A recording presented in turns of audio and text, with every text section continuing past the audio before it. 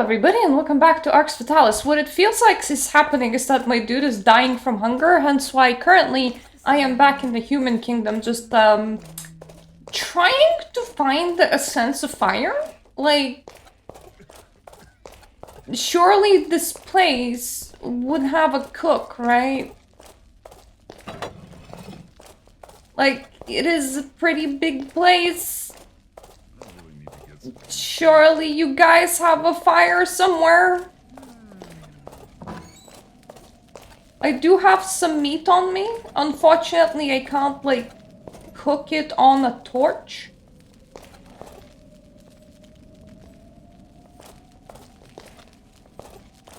So I'm just scouring for either pre-prepared food or somewhere where I could cook my own food.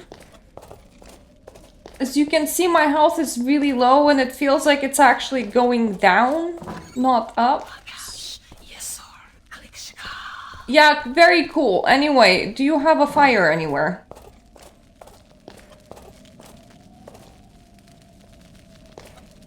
I hate that everything sounds like it's a fire, but it's not a fire.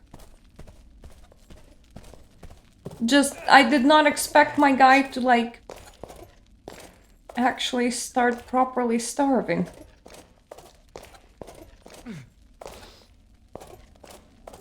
I don't know why it didn't occur to me that my guy can starve. It felt like my hunger thing was maybe tied to my health, not like me actually eating things. But no, I think eating is an actual mechanic to be aware of. That's locked. That's an outright traffic jam.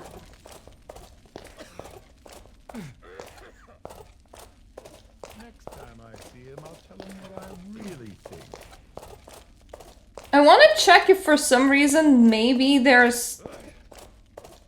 I have a fire in my own room. Must eat now. Yeah, I noticed that. What kind of problem do you think I'm trying to fix here? No.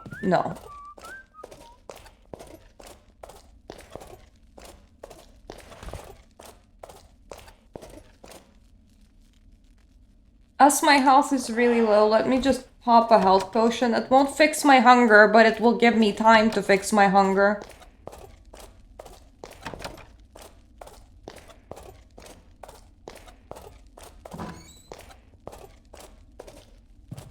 Right, nobody in this place uses fires. That's what I'm getting. It didn't help that previously I was like in lava forge place. You would think that would have enough fire for cooking, but apparently not.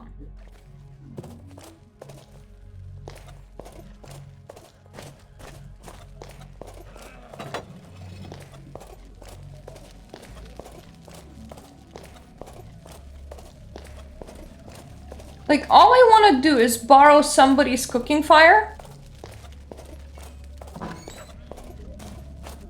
And for some reason that's complex.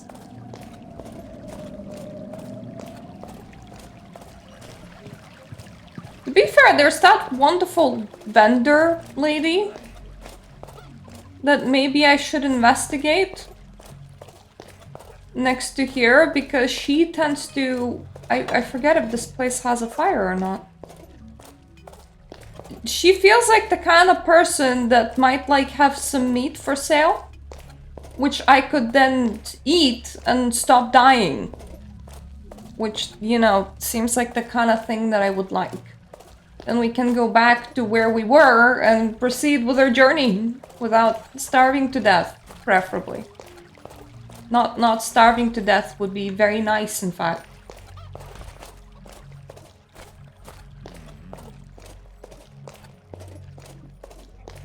Haven't been in this game in a very long time. So I do find it funny that I'm sort of remembering things about it. Like, the fact that I want a lady that can potentially... Do you have a fire in your house? No, you don't. Do you have any food? Yes, you do. Okay, I'm gonna sell you my raw food because I don't know where to cook it. And I will buy my own cooked food back from you.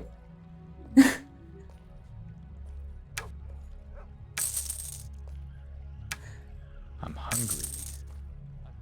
We're about to buy some chicken, my guy. Stop complaining at me that you're hungry, please.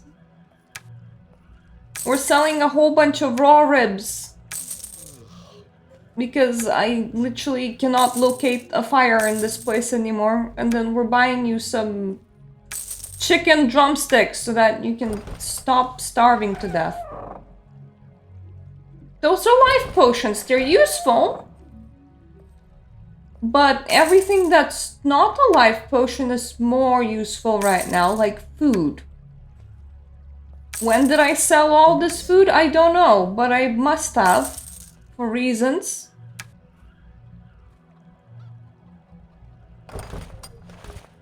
And also, I should equip this ring. Are we good now? We ate 4 chicken drumsticks. You cannot be hungry anymore. I'm gonna stock up for the rest of the journey, just like see around what she has. I'm sure I forgot this something. Like, mana potions, great. Health potions, great. But you know what we need? Freaking food. A lot of it. So that I don't end up being in this situation again. I'm gonna buy all the loaves of bread. We're gonna be very boring. We're gonna be snacking on bread all the time. I forget how much money I even have. Oh, okay, 600. That's plenty. We can buy all the chicken drumsticks in the world. And they're cooked, so it's perfect. Hello there, Furnace! Don't you have like a tabletop game at this point? I am gonna save. And now, armed with chicken drumsticks and loaves of bread, we can go back to where we were. So if we ever need more food, she still sells some apples. Ah, fair enough. I hope that it's fun. Let's see. Now, I actually killed myself getting here a couple of times because you need to be quite precise with this platforming.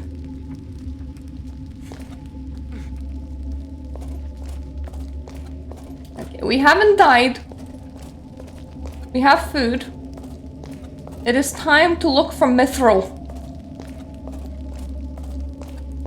From what I saw, apparently there's like a large chunk of it somewhere which you can't mine and can't move.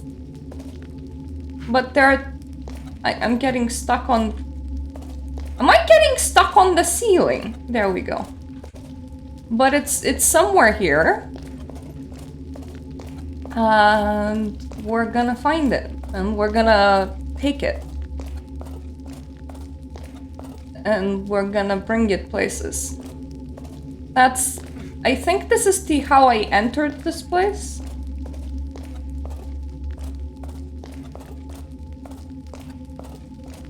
Yeah, sort of. I mean, there's dots, so that means that that's the entryway. So, mithril's definitely not here, but it is somewhere in this facility. It's not outside of it, so that should definitely narrow it down a little bit. What? Try killing you over not having chicken drumsticks. That's not how I get places. I think this like tiny sliver of corridor in my map above my head is how I get places.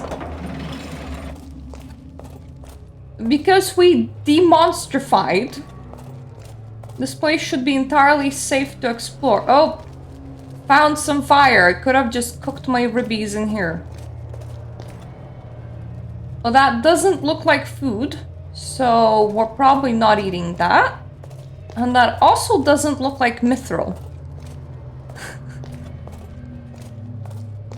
We were made for the sewers. We're all gonna live in the sewers. Woo.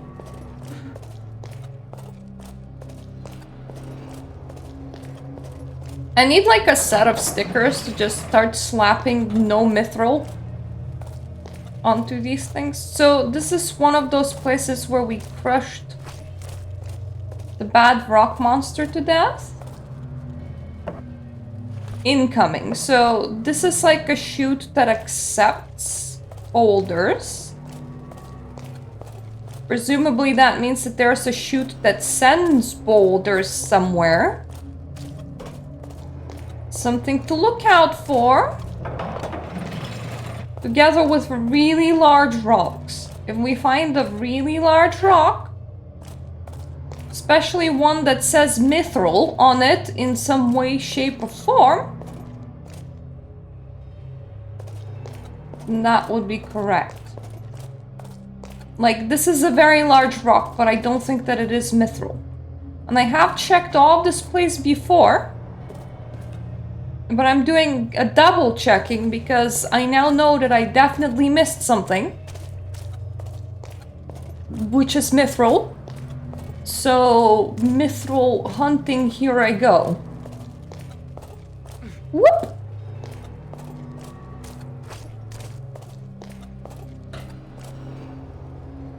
That's not mithril. It could be mithril, but it doesn't look like mithril. It doesn't breathe like mithril. Is that just a giant pit of lava?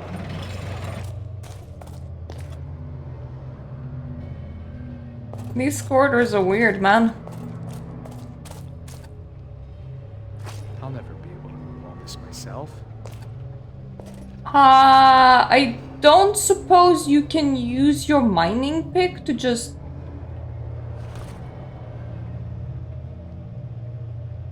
No? No shoveling? Okay. Well, that's blocked.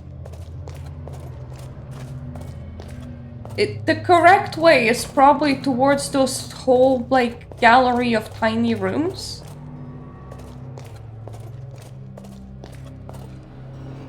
That's the corpse dwarf. That's a path that feels like it should exist, but doesn't. I hate seeing through walls. By this, I mean, I hate having a map. It has something on it marked, and I'm like, but I can't get to it. Help.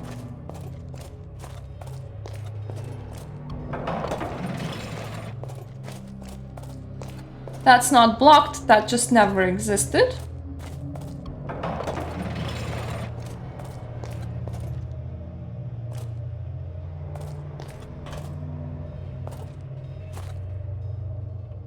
These things are storage, I think. I don't really need anything from storage, but something, somewhere, in the write-up about this game was identified as a bedroom in here. I've never seen a bedroom inside here before, so now I'm wondering if the storage was for dwarfs. Is this like, you know, a Japanese sleeping capsule? Is that what it is? Is it where people go to have a nap time?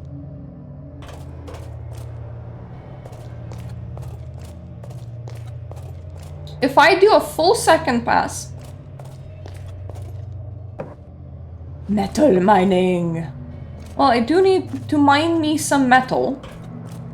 But that looks like it's gonna be confusing, so I'm gonna just check here first. If I do a full pass again and I still can't figure it out, it means that Mirta will have to read maps online. And just so you know, that is the opposite of what I'm good at. Set of tools, blacksmith's file, some pliers. There's also machinery in here that you can run with power sources.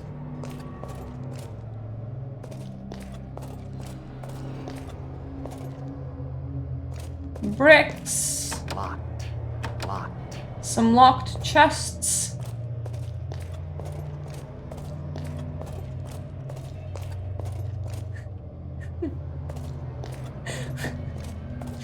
I guess. Dwarves and metal have a lot in common. Specifically metal mining. I feel like this place will crush me alive, and I don't really want that. I do have a power source, I believe, so I can operate these things, but I don't want to operate them before I have to operate them, just in case I use up my power source. I think I have checked everything that's not metal mining so far. That looks like a door. I'm very suspicious about it. That was that weird janky room. That is another power source. I'll take you. I might need you. A lot of the things that I have in my inventory is like, I might need sort of things. It's like, I might need this for later.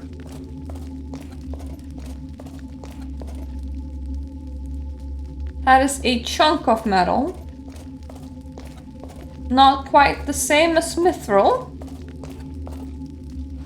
Because I think mithril won't be coming in these kind of chunks of metal.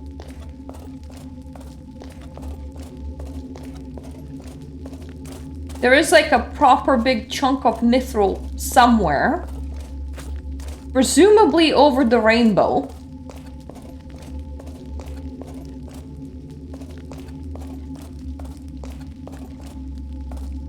And from what I've read, it is a very big chunk. The kind that you can't just break yourself. So, you know, the kind of thing that should be hard to overlook. But I'm somehow failing to see it. And yes, this is very dark. It is also very dark for me, but if I'm gonna turn on my eyesight light, I might not need it fast because it's only the mines that are this dark. I suppose walking around without any eyesight is not helping in locating mithril, but I believe in my ability to see a very giant and obvious thing, which I entirely missed on my first go-around, so there's that.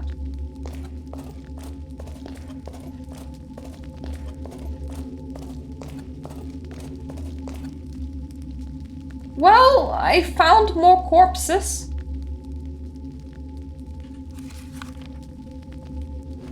This is the guy that was like, we ran out of mithril! Did you really have like a vial of your own blood on yourself? Like you're just casually storing it? So mithril is 100% not in the mines. The way that it is described, right? Let me just read you the excerpt for the walkthrough. Pass by the forge and look for mithril in the mines. We've done that, we saw none. Finally, in the last room, when you climb up the wood, you will find a large rock of mithril, which is too large. In the last room, when you climb up the wood, climb up the what? The heck is wood? And you see, oh, wait. Did I find more of this place? Sort of. That's a very big drop. I'm not too enthused in taking it. You know what? We do need eyesight. Like, this is by this point non-negotiable, unfortunately.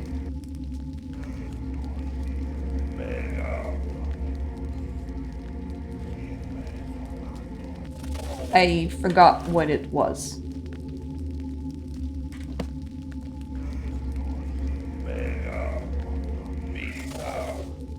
No? Oh shit, it's no magic place. No wonder I can't have eyesight. God damn it. That does look like wood. So maybe we do go down. How do you staircase? Well, I will awkwardly staircase. So that does look like wood. So it's okay. Mirta's just really bad at finding rooms in pitch black. I am apparently just a little bit blind.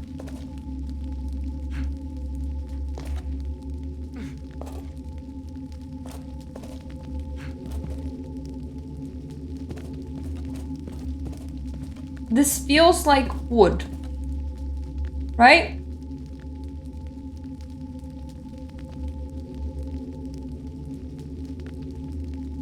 Where am I? That also feels like wood in that direction. Good night, Vernas.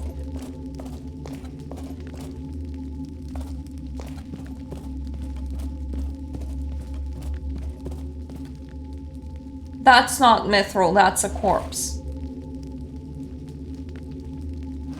Anyway, it kind of feels like maybe I'm moving in the right direction, perhaps. That's also wood. When you climb up wood, it's weird. There's a lot of wood.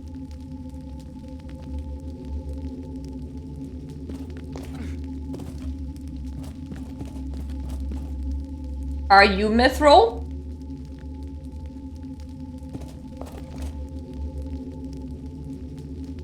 Yes.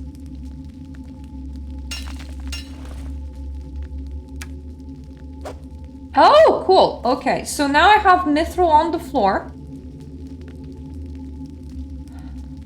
But it's not the right type of mithril, so...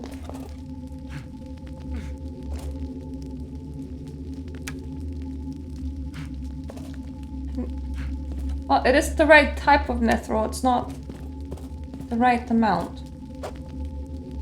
Now I just need to figure out how to transport that chunk of mithril.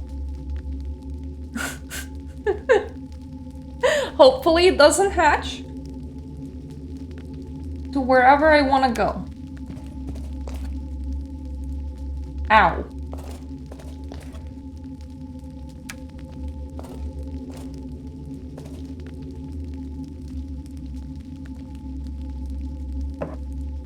Incoming!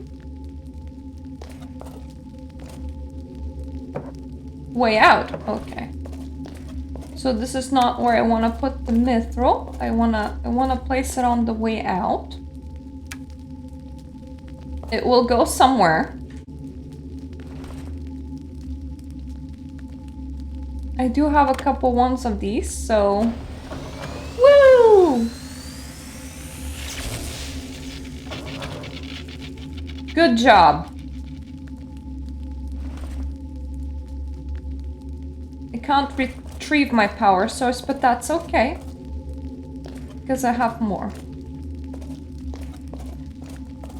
Well, I have at least one more. Afterwards, we're in danger. I have 3 more, never mind. Never mind, we're definitely power sourced up in here. Let's leave this place, let's leave the mines, and let's figure out where our mithril went. This is so dark. Light sources, please. The game does keep on trying to give me torches, but I'm a mage, so I don't like it. I mean, I could be like a normal person and use torches, but no. On the upside, it's getting less dark the closer you are to not inside the mines.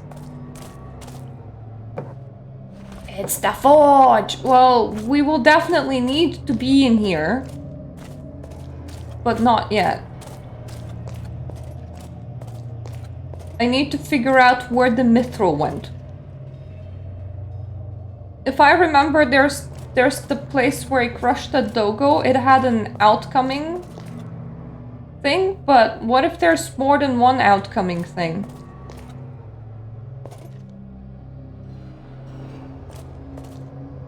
Let's not set ourselves on fire. I don't think that you can, but the steam does feel like it should hurt me.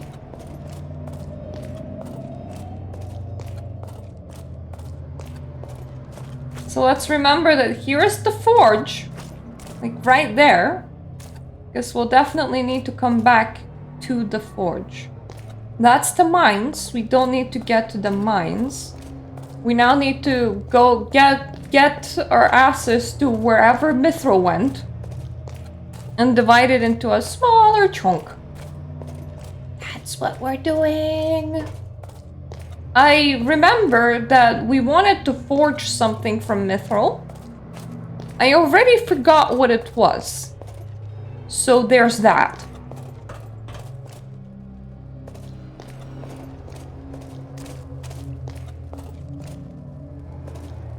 Aha! Hey!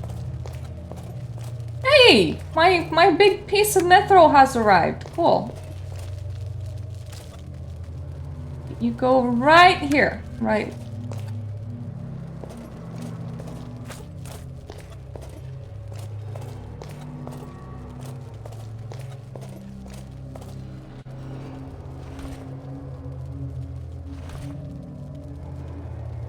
Now let me just insert.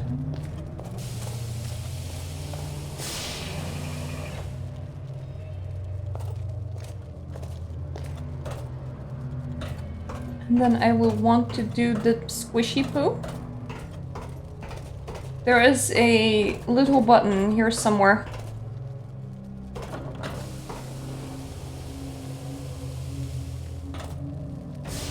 Yay! Look at us go! We have a lot of chunks of mithril now. And it does fit into our inventory. Perfect.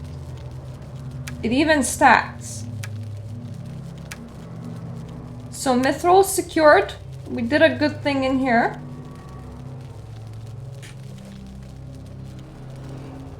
To make a metal object, you must use two machines. First, you should use the ingot maker. This machine will melt your ore to obtain a calibrated ingot. The following steps prescribed to make an ingot. Place a powerful stone in the machine to give it energy.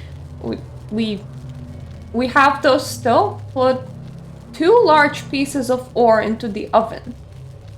Take care not to put different types of ore at the same time. Should the need arise to bind the metal, add a reagent to the mix. Pull the lever to make the ingot. Okay. Still have 2 power stones. I can make 2 ingots of mithril. Presumably. I'm slightly worried about that whole reagent thing.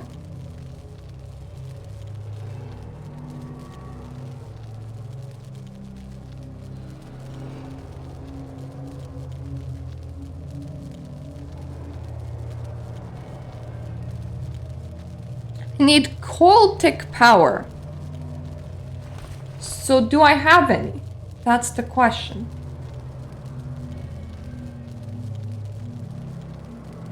If not, I will need to figure out. I have some cultic powder. Okay.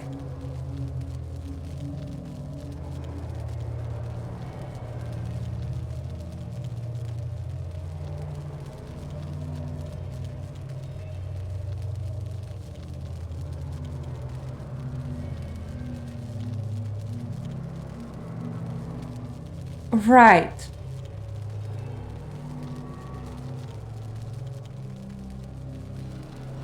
I'm being very focused because I feel like I'm gonna have one chance at this.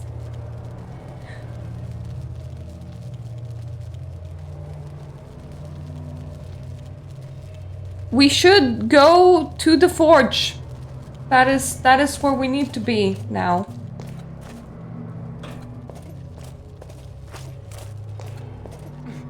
And at the forge, we'll want to use the cultic powder, which we do have. And 2 of those 4 rocks. We only have enough for 1 item. So we only have 1 bag of cultic powder. I don't know how we get them, so we'll have to select our thing very, very carefully. I just want to quickly investigate my character's menu to figure out... My close combat is like 60. My strength is at 18.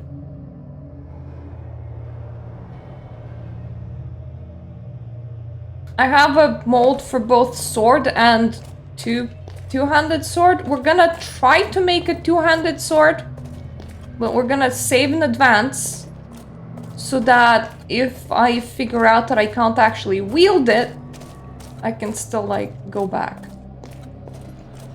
So first, we need a thing that looks like it could get hot. Because we want to melt an ingot, right? Right. Do I know which ones of these machines is what I'm looking for? No, actually, I have zero clue. So there's that. So there's a machine here. Something is wrong. And then there's a machine here.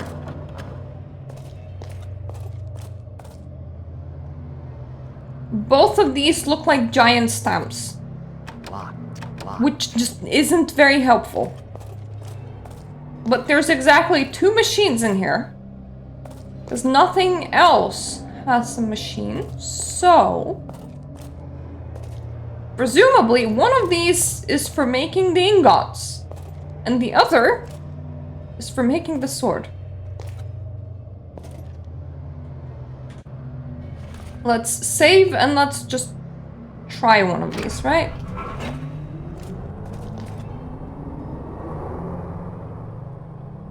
Well, that looks like a giant stamp.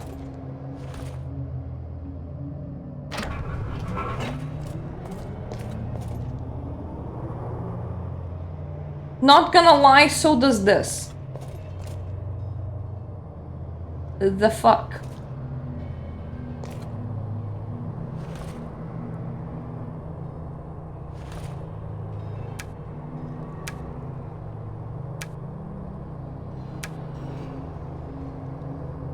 Is it you that I should use?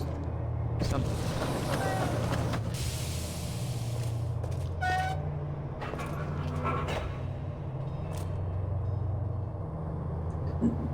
If it was, that wasn't the proper use of it, so let's reload and let's try this one again. But this one I don't know. Maybe I should insert things in here. Maybe that makes sense. Let's try that.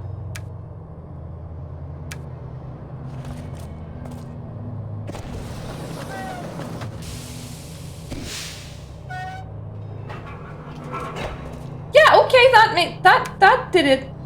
I did the thing. So one machine down.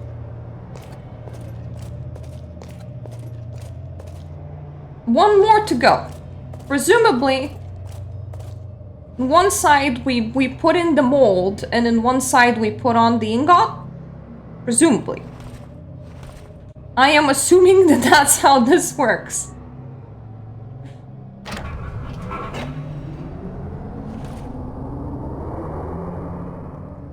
So let's try...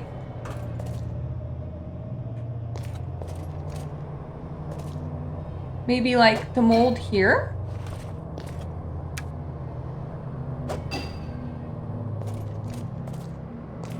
And then maybe the ingot here. Something.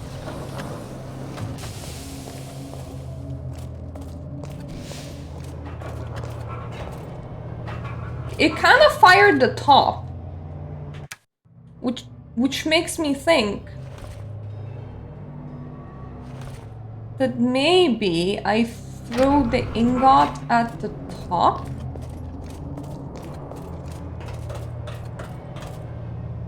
Like here? Maybe? I have a whole ass manual and I still can't operate this. Okay. Let's try again.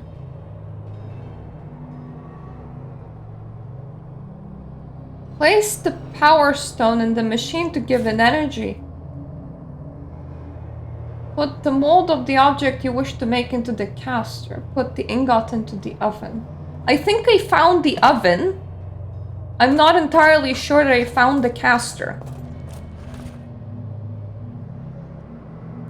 Is this the caster?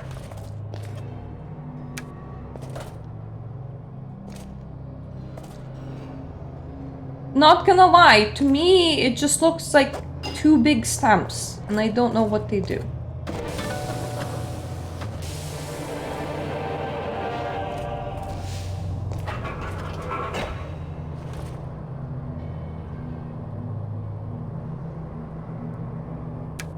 Let me just clear my inventory a little bit because you're a big boy.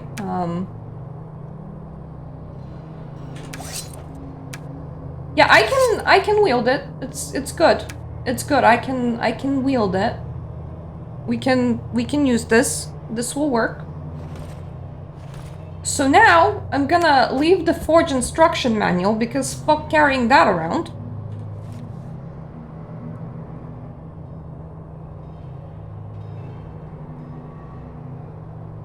I think this was a side quest.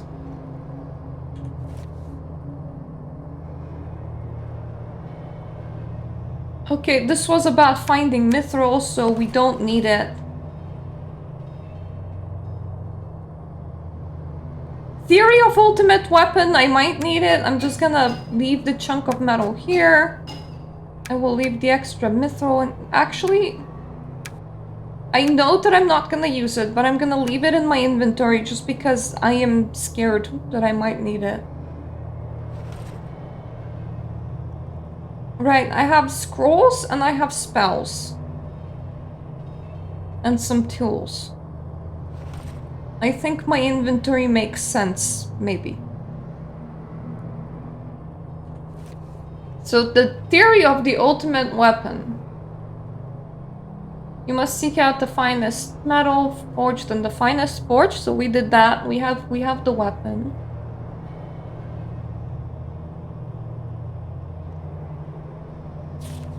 Most people use iron. Only the rarest materials. See the dwarves. Go to the forge. Final stage is enchantment of the weapon. Many things can magically improve a weapon. The key is choosing the element of the weapon you should bind with at the moment of its enchantment. Let me give you some of the best known enchantments. The quality of the weapon, however, ultimately depends more on the metal chosen and the forge used than the element which is combined with. Here are a few examples, but note that once a weapon has an enchantment, you can't change it.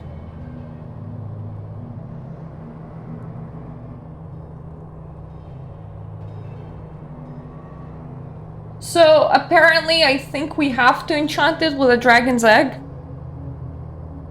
Because we want to like destroy some things. So that means we need to get a dragon? I mean, as confusing as it is, at the very least I do have a walkthrough on Steam and Steam's walkthrough.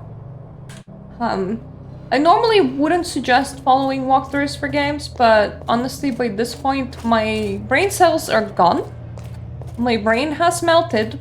I have no idea what I'm doing. And this game is kind of tough to figure out, I'm not gonna lie. So it's telling me that there are some ice caves in level 2.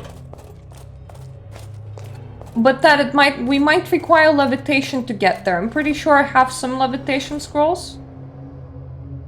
Maybe?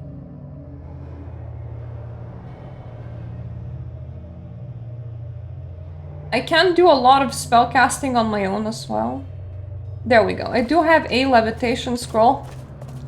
So if it turns out bad, we have that. So let's get to the portal, let's get to level 2, and let's be nice investigative people. Because I don't just try to rely on the walkthrough, I do try to figure things out myself. It's just I would have had no chance of figuring out where do I get a dragon's egg. I'm not that smart. So now that we know that it's a level 2 and that I'll need to levitate over a gap presumably in order to get into the ice mines, we know that it's the ice mines that we're looking for. So we know what to do, is what I'm trying to get at. This will be a bit finicky again, because once again, this little platformy section I have cooked myself multiple times. And it is food that I wanted to cook, so cooking myself was not ideal. I am not food, I am indeed not a chicken drumstick, even though I heard that people taste a bit like chicken, but that's the descriptor that people use for everything. Like, well, what does... You know, what does squid taste like? Well, a bit like chicken. What do people taste like? Well, a bit of like chicken. Like, everything's a bit of chicken.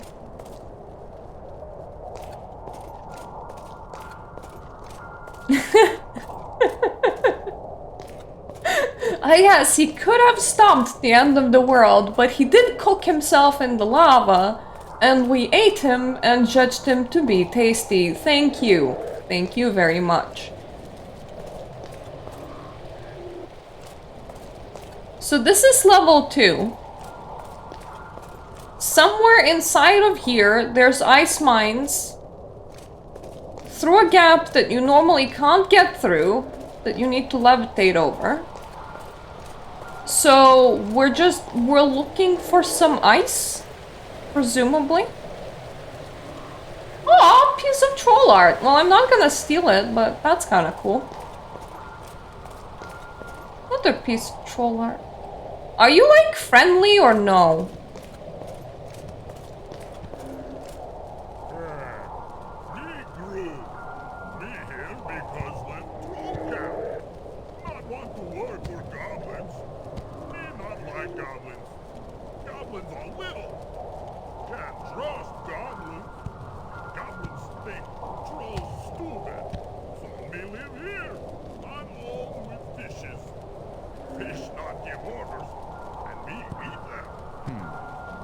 So if I understand correctly, the trolls work for the goblins.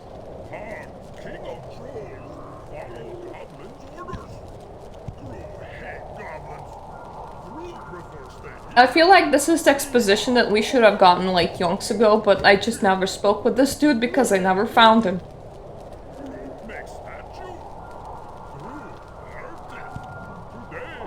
This is cute, honestly.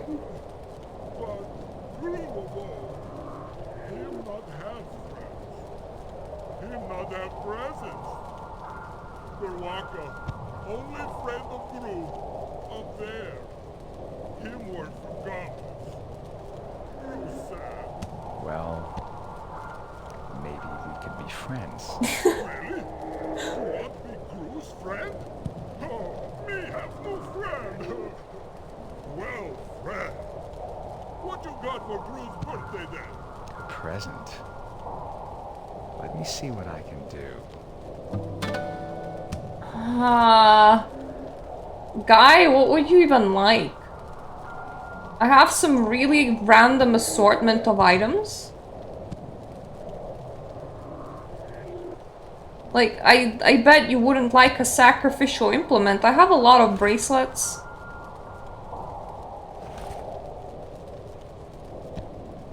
So... would you like... How does that please you? Oh, that's not good present. You're still sad. But walk a better friend than sugar. What How does that please you? Oh, that's not good present.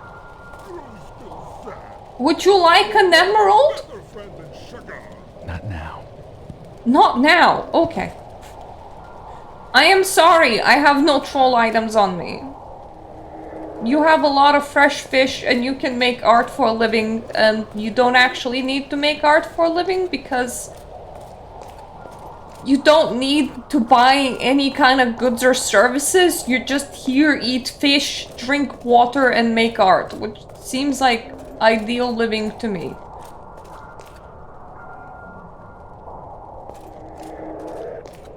This is sort of bluish. Let me just use my old rusty sword on you, because no way am I using my mithril blade. That shit's expensive, yo. It's not for you, rat. Would you like some rat meat? I can produce that quite easily. Also, while we're here, I may as well talk about things that I have planned, because they have changed a little. As you can see, currently I'm streaming on a Sunday, which normally I do not do. When I'm moving to YouTube to stream other games, which is after I finish Arx Fatalis, I will likely be moving the stream day around. Simply because I am not very good at having a busy schedule. It is actually really easy to stress me, which isn't great. So on Saturday I had a lot of work and I watch movies in the morning with my friends, which means that sometimes I end up feeling very pressed. So rule of thumb in scheduling is that I do best when I only like schedule one specific thing outside of like work a day. Therefore, my Monday's normally pretty empty, my Wednesday's normally pretty empty. However, I might be moving one of my tabletops to Wednesday because it fell apart and we're looking for a new storyteller, because the storyteller's gonna have his own scheduling issues, so he wants to move to playing instead of storytelling. So currently we're keeping Wednesdays and Thursdays open, but I will probably have a free Thursday or Wednesday. I do like keeping my Mondays entirely people free, just because I am very easily over-peopled, let's say it like that. It's actually quite easy to overstimulate me with social interaction, and then I will become very moody, stressed. My sleeping schedule will fall off because I don't do well physically with too much people interaction, which can sound pretty weird, but it is what it is. So I like my people in small, easy to consume doses. Some days I do better, some days I do worse, but obviously Saturday isn't really working for me. It's super great. Another thing is that I would really love to stream a little bit of Inzoi. What I mean is, we're gonna take a character from young adult and we're just gonna play until they die. So that's... their lifespan is, I would say, closer to The Sims 2, so it's not super long. 20-30 hours maybe? But I wanna time it in a way that it is... You see, this blue is suspicious for me, because I know that level 2 somewhere there is ice caverns, and that's where I want to get to, but God damn it, I don't quite know where that is. So I am exploring. I want to time when I do it, so in May there's gonna be an update for the game, and I wanna do my streams a couple of weeks after the update drops, just to get all the other people out of the way, because one of the unfortunate things about that game is that it has received a very large influx of people that are just there to hate on it, or that have never played an early access title before, or people that are trying to be an influencer for the game. No! Jesus Christ. There's quite a lot of chatter for it. I don't like it. Please die. That jump scared me. it's getting better to a point where Reddit Friendzoy is something that you can visit at this point already. It used to be just spammed with junk nonstop, but YouTube is still quite oversaturated, and it's promoting videos from every single like Sims influencer in the world, giving some really weird opinions. I had to block quite a few people. I want them to I want people to move on that are not gonna be playing the game, and I don't want to bring unnecessary drama to my channel if I just want to enjoy the game myself for a little bit. There's quite a lot to this level, but I'm getting lost right now. I don't know where ice caverns may be, but we're gonna find it. We're gonna figure this out. But it's probably a thing that I can do, finding things. Definitely not something that I'm good at, but I'm assuming that I'm a capable grown woman that can find things. I wanna catch the game while it's still in early access and do a limited amount of streams with it at a point where I am the least likely to get negative attention for doing so. So I want to get for those people to kind of get out of the way. So I'm trying to time it just like really well. So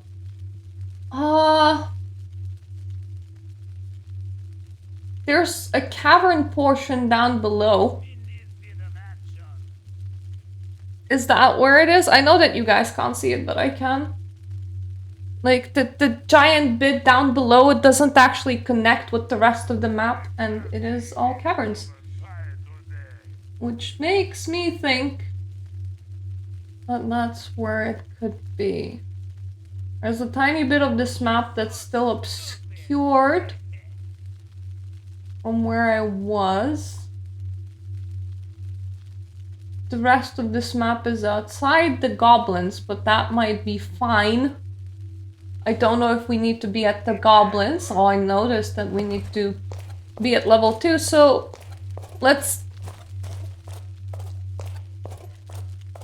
first try walking around here again. Mirta might just go and read a map because she is gonna get so lost in this. Looking for an ice cavern somewhere. Probably not inside the goblin prison though, like wouldn't make super a lot of sense if it was here.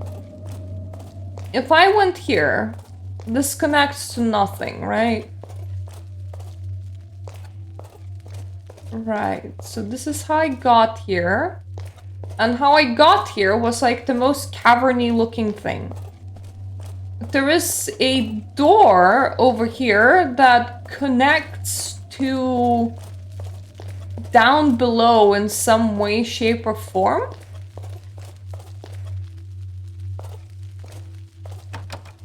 Either that or it's an isolated room, I don't know.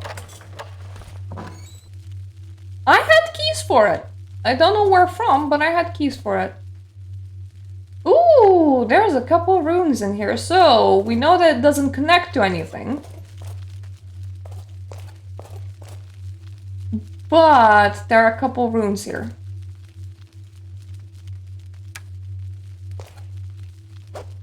And money. So I will be absolutely taking that. I like money. I'm also pretty sure that I already know both of these runes. But just in case, we're gonna consume them just in case. That is cooked meat. Actually, let me just switch to where I have my meat. That looks pretty cooked to me. So I'm gonna stack it with the rest of my meat. just in case. I'm even gonna take a couple of apples for a balanced diet because I'm afraid that my dude will get hungry. I feel like I haven't finished my thought, but because I'm gonna be planning, let's just take a look at the giant place before we wander off and try and figure out where else ice caverns may be.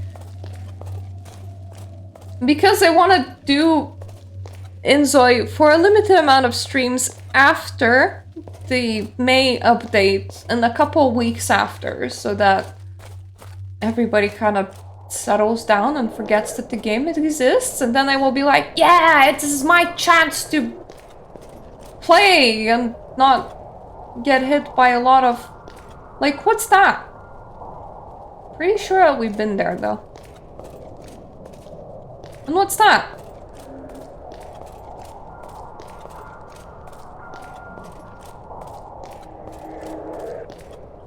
So we have indeed been here. But I think there's like something over the gap. Come on, Mirta, let's go back to finishing our thoughts. We can do this. We can do this thinky thought thing. So because I want to do it after the May update and a couple weeks after the May update, this means that I will need something that is smaller to play in the meantime. So I was thinking maybe some Lara Croft, maybe some Blood Rain. I think I'm kind of leaning into Lara Croft right now because I do have the Steam bundle that's like games 1, 2, and 3, and I never played it, and I bought it to play it, and I never did. So I'm thinking maybe we could do a little bit of that. I know that it's not gonna be popular, but I thought that it might be okay with me doing things that aren't popular. What I'm kind of sus about is that I can see something over there. But here's another thing with this game and levitation. When you start levitating, you can't go up or down. And I feel like if I launched myself off here, I'm not gonna reach the other point. But that looks correct. It looks like that could be caverns, doesn't it?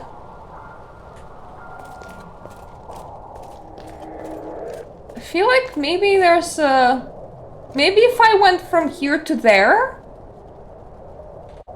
Do you think that would work?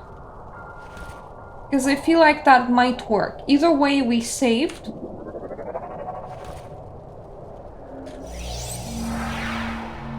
So let's just try. Just doing this like from edge to edge.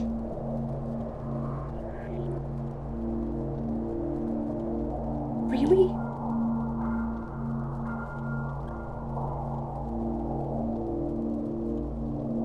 Look at how close I am.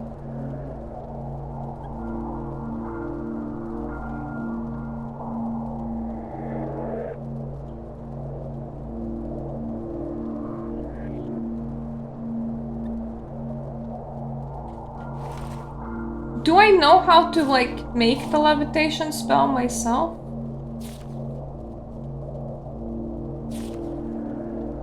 Because if I do, this will be a bit easier. Yes, I do, okay.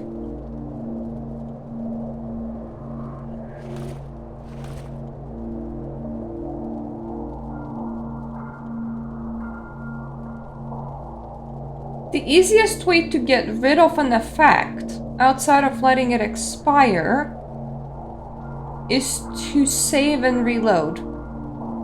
But I'm kind of free to do it. Yeah, I don't think the game is gonna count this as me successfully getting up there. Which sucks. So I'm just Can I use this to... There we go. Change my position a little bit. This will make me levitate kind of higher.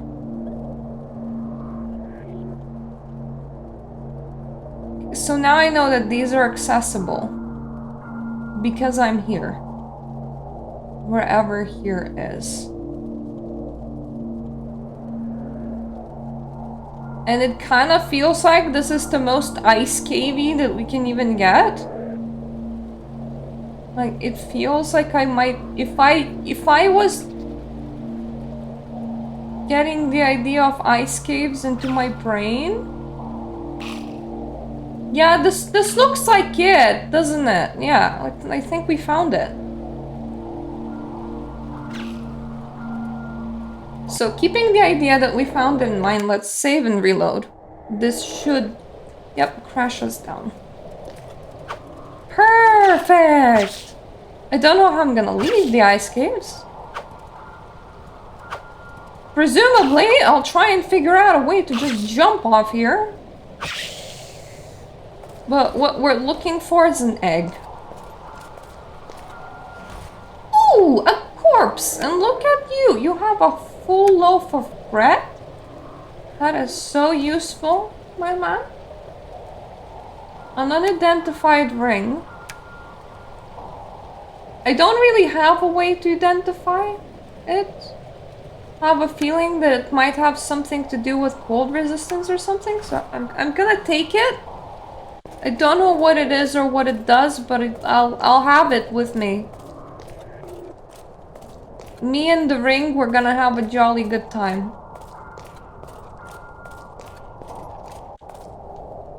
Okay, well this was a bit awkward.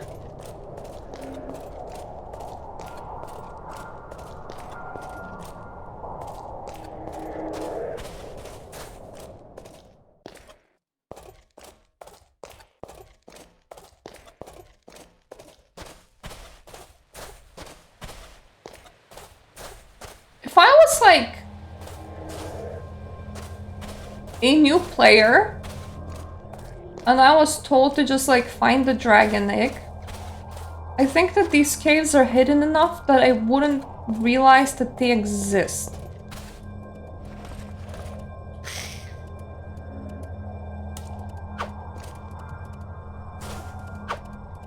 It's also not very promising that all I found so far were rats and no dragons. You like... Dragon cave implies that there's a dragon somewhere in here.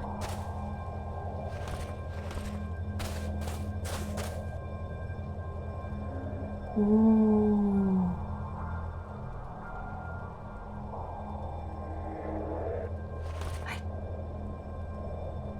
I don't need the sword.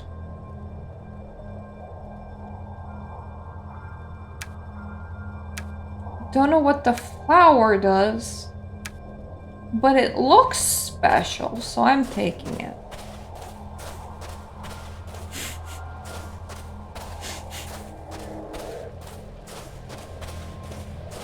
Ah yes, egg 4, you look.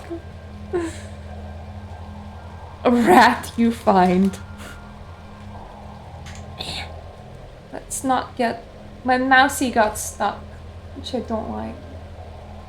Magic missile. I don't really need more scrolls. I feel like I have a lot of scrolls on me. Actually, create field. Dispel field. Dispel field. Lightning projection. Curse.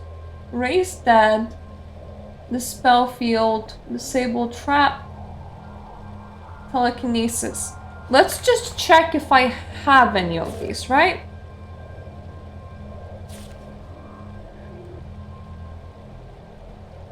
Paralyzing wave, negate magic, summon, incinerate, invisibility, mana drain, fire shield, confuse, paralyze, levitate, cure effects of poison, bless, dispel field I do have, speed reveal, fireball, heal, night vision, magic missile, douse ignite. So the only thing that I have is Dispel Field. So I feel like we're just gonna check any of those out. Because if we ever need to dispel field, I guarantee you we can do it. I don't know where I'm gonna ever need a fireball. Feel like I should have a fireball. Well, I have ignite. Yeah, I do have a fireball.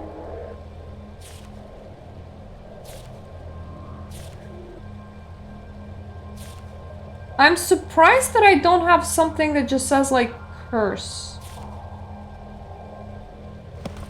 Anyway, because I have a fireball, I don't need a fireball. These are all the things that I have, so the environment can take my stuff. The environment needs it more than I do. Thankfully, I do have levitate on me, so that won't be a problem. I am kind of surprised that I don't have telekinesis. I am slightly worried about that. There's like a lot of... to hold on to so I can jump onto the ledge. Perhaps if I try to break off a stalactite. My dude! What are you trying to break again? That? Is that what you're trying to break?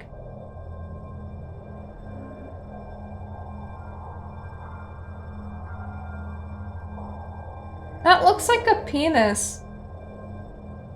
I'm assuming that we want to go there, but I feel like that's a bit too early because we still have a bit of stepping place to explore over here.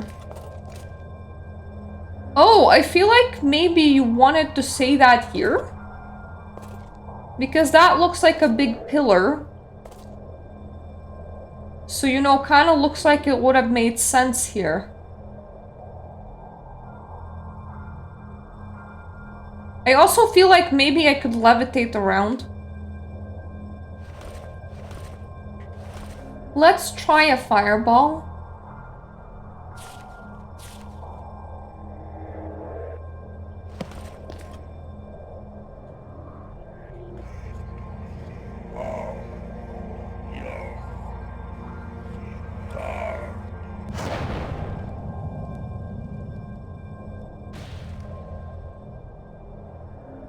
No, we sure? Because that looks like it could be primed for falling. Right?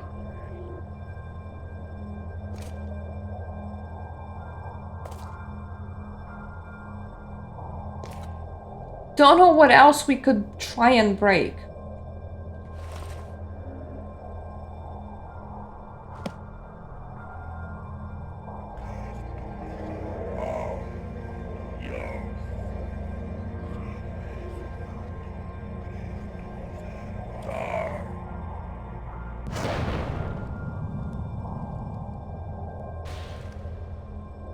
Tried aiming higher this time.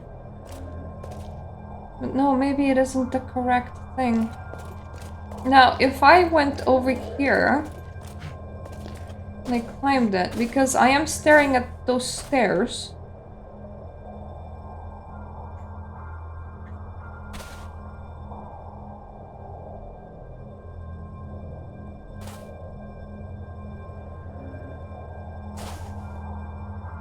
That's where the stairs be.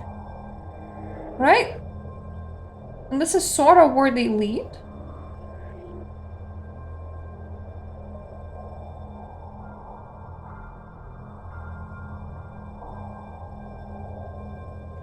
I don't suppose I can solve this with levitation.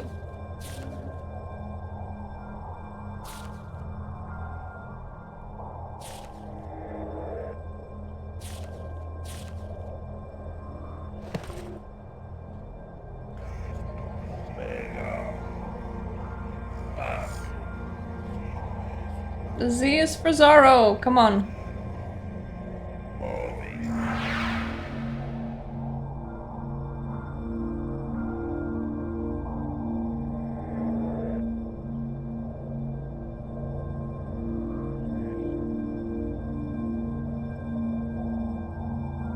You can sort of hit yourself in edges, from what I learned, and that will make you go up slightly higher.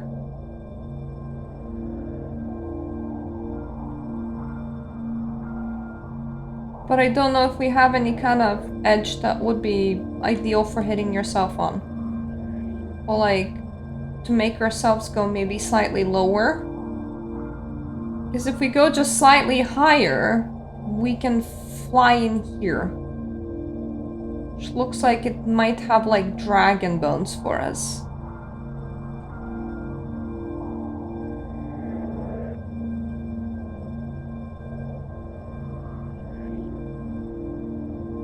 Does anything here have a slope that's good enough?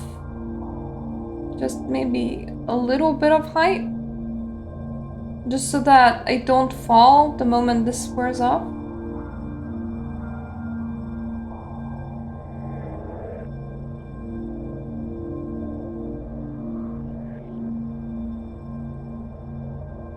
Aha! This is very sloped. So that put me slightly higher.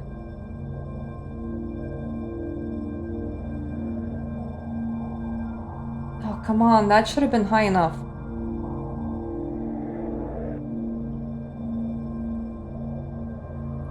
Aha! Look at us go. So, this is a bone. Plate leggings, broken shield, plated chest. Magic plated helmet of extra protection.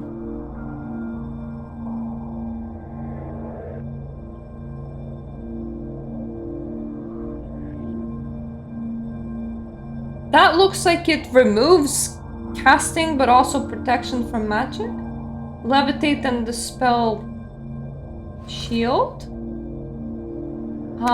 Bag. What happens? Oh! Oh, well that's cool. I have more space now.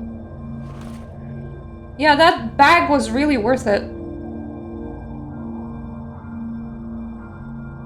Time to just force ourselves even like a little bit higher. 'Cause that way, presumably, we can navigate around here. Which is above those stairs that we couldn't climb. So, there we go.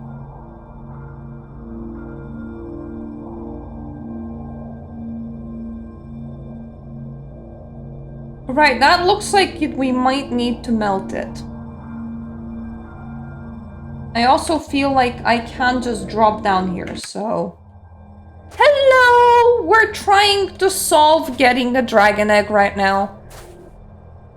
This feels right.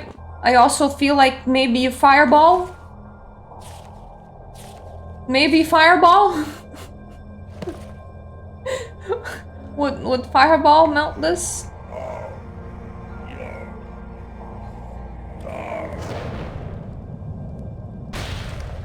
Yeah, fireball would melt this, okay. What do you have? Communicatum? Learning that? These are some really long descriptions. A poisoned, eminently accurate assassin's dagger of stealth. Poisoned is kind of cool. I don't super need it.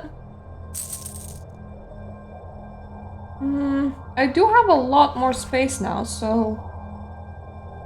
I'll grab it just in case. The game did give me a whole third bag. I'm gonna throw in a save. What the heck did my new runes unlock? Communicatum kinda sounds like you would be communicating with somebody. Some of these fields, some of these pages are very... Oh, telekinesis! So... Now I can drop this. Don't need it anymore, because I can cast it myself. I think telekinesis will be the only thing that it adds. But that's fine. We got telekinesis. More of these snow flowers. Don't know what they do. But I will take them with me in case I ever need them. Considering that I decided not to do alchemy, potential for needing them is very non-existent. But you never know. Flying Eye! Okay, that's a new one. I'm taking that. Oh, come on. Into my inventory. Gold is always nice. I don't really need new armor right now. I will need to melt that. Create field. I think I only have one of create field. May as well take it.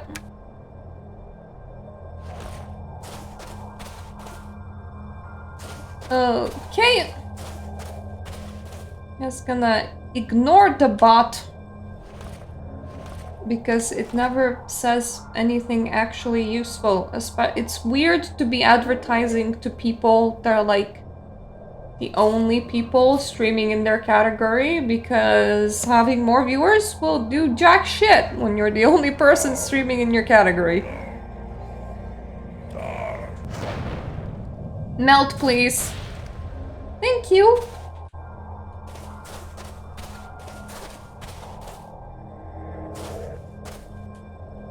I am kind of worried. Mainly because this looks like a boss fight arena. Maybe I was correct to worry.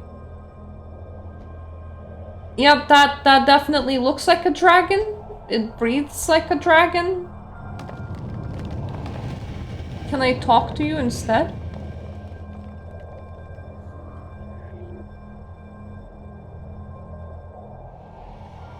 Okay, if I don't move, then I'm fine. Maybe?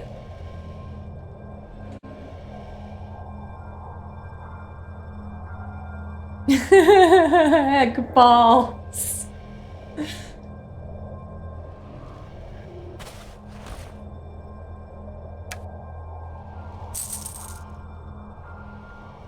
An empty bottle, I don't need that.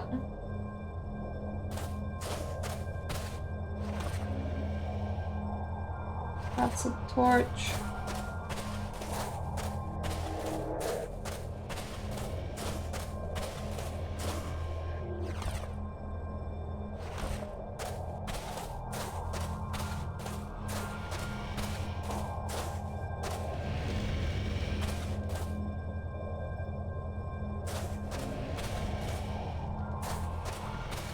Are those eggs and egg sacs over there? I'm here because I need a dragon's egg. The Guardian. What quest has been given to you by the Noden to request that I sacrifice my descendants like this? I must save Arx and its inhabitants. Aqua, the god of destruction, is about to. I know all this only too well. My question is, why do you need a dragon's egg? Quite specifically, why do you want to kill my kid? Only a dragon's egg will allow us to cast a spell powerful enough to destroy the reincarnation of Aqua. If you dare to ask a dragon to sacrifice its young, even to save an entire world, then you do not know us at all. So what should I do? First, prove to me that you are worthy. Must I do battle with you? Why not? But this would not be very fair on you. No, I speak of a different kind of worth, human. The worth of all things, great or small. For example, do you know how to make me a gift of as many pieces of gold as a dragon has scales? I'm afraid I'm kind of poor. Yes, I think I've read it in a tomb somewhere.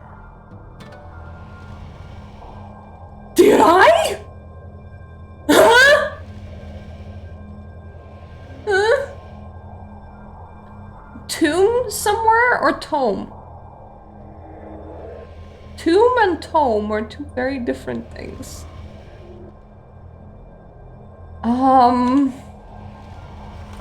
I will save.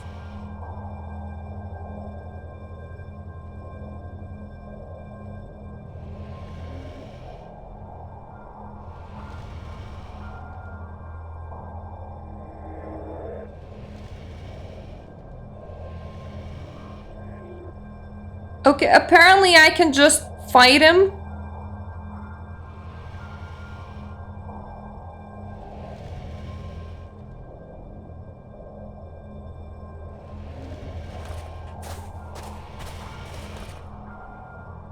This sum is too small. Almost insulting.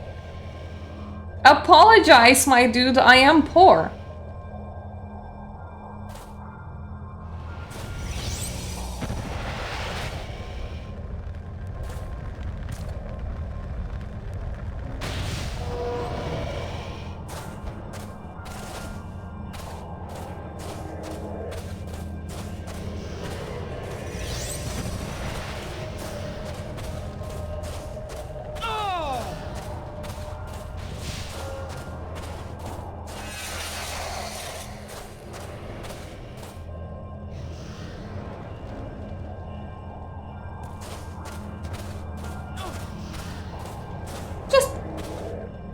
Slight problem of I accidentally saved, but also I do really need to make more incinerates.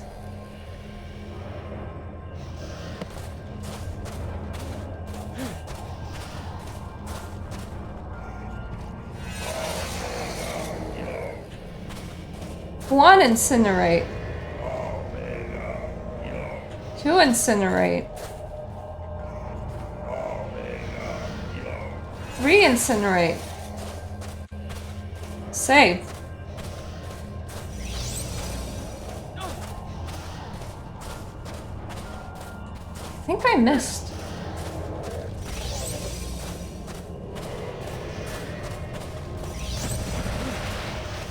Landing these on the dragon is kind of a problem at the moment, not gonna lie.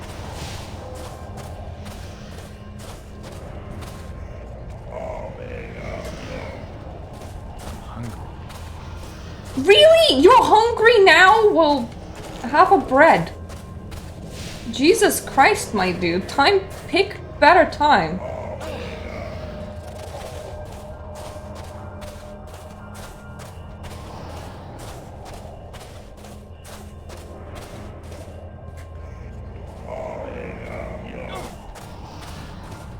Cool. Have some incinerates. Should have some potions. That was a health potion. This is a magic potion. We'll throw a save.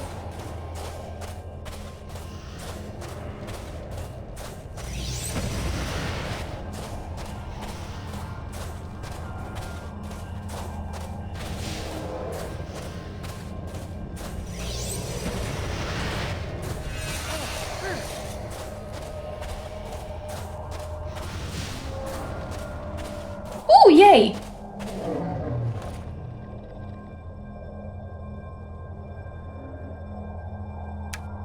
That's a lot of gold.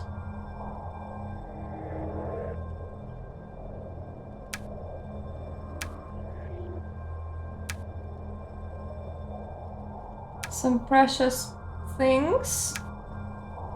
The diamond. You have some bones on you, which isn't something that I'm super into. I'm not really a bone collector over here. Let's just... Can I, like, maybe magic missile it down?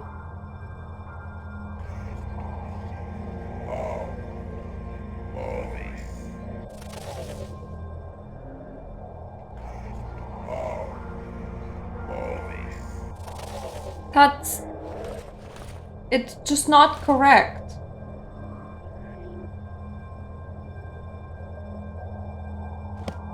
Because it thinks that I'm doing a Z when I'm not doing a Z.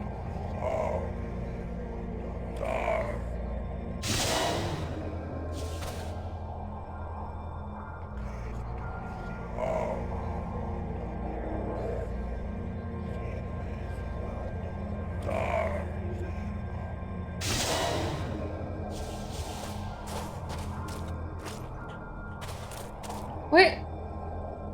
Can sort of reach it. There we go.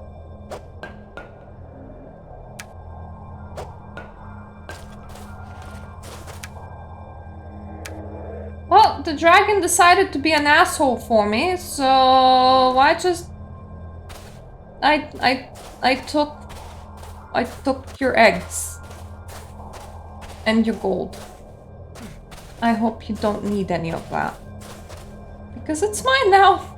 Well, they're not really very alive anymore, so there's also that. I'm even bringing an extra egg, just in case I need one. Now it's time to go and get this enchanted, which I think is at the... yeah, back at the sisters.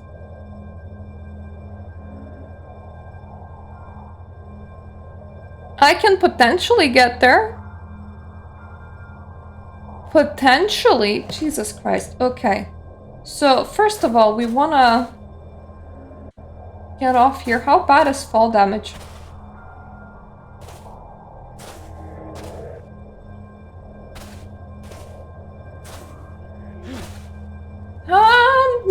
Not deadly. So, good enough.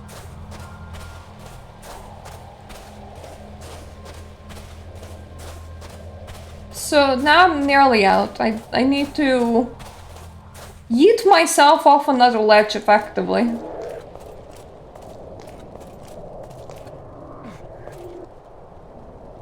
Let's not over-yeet ourselves. Okay. We yeeted ourselves off. Now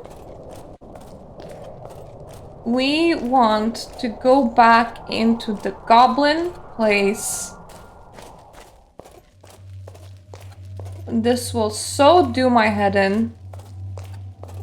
Because these maps are so complicated.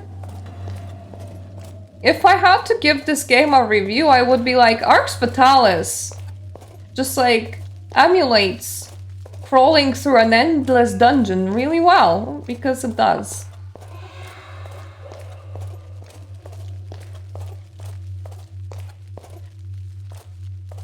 It would be through here. Which I can't get to. But I have been there.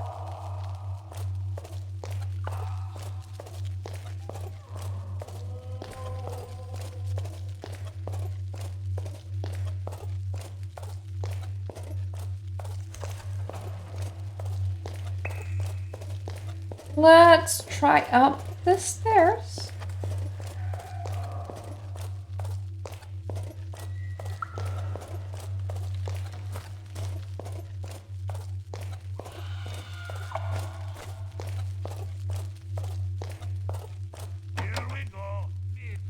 These people should let me pass, yep.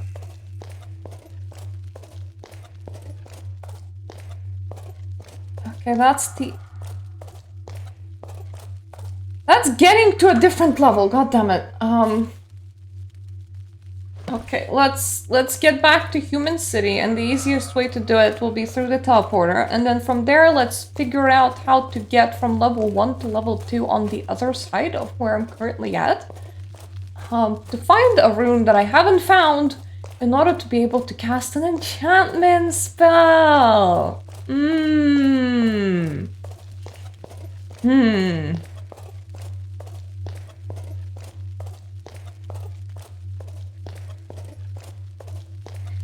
On the upside, I do like how my shoes sound. It's oddly soothing.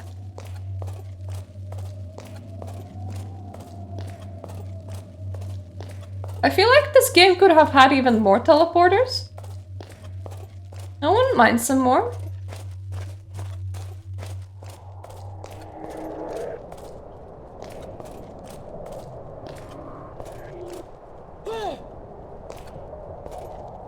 always like nearly killing myself. City of Arx, please. I think this is where the...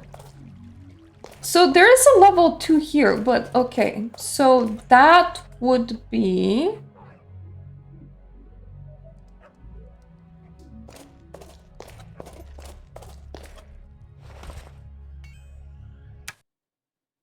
That would be the graveyard, yes. I don't wanna. I wanna figure out where I am. I am now on level 4. Can you like stop? Thank you. It's not where I wanna be, so that rules this out.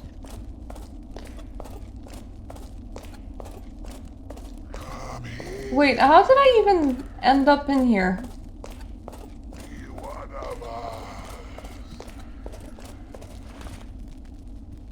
Sorry, don't really fancy being one of you. This is not where I wanted to be. So now we know that this isn't the right way.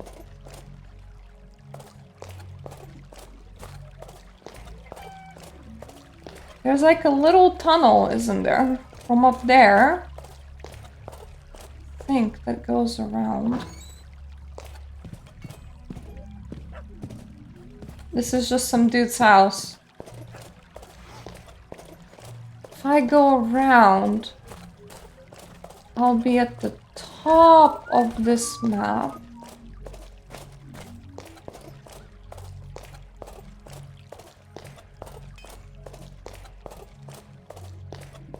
Then I think I can go to the bottom of the previous map. Which is where I want to be. To get a room that I don't have.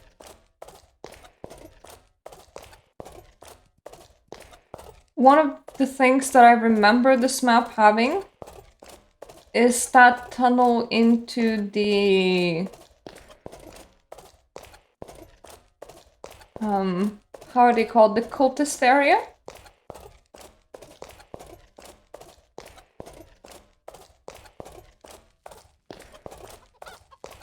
I wonder if that's how I get where I want to go.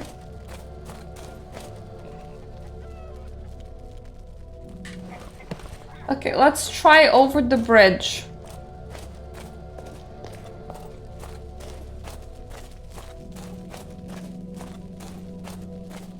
I do think that this is gonna be the cultist area. Honestly, this is kind of very nicely interactive.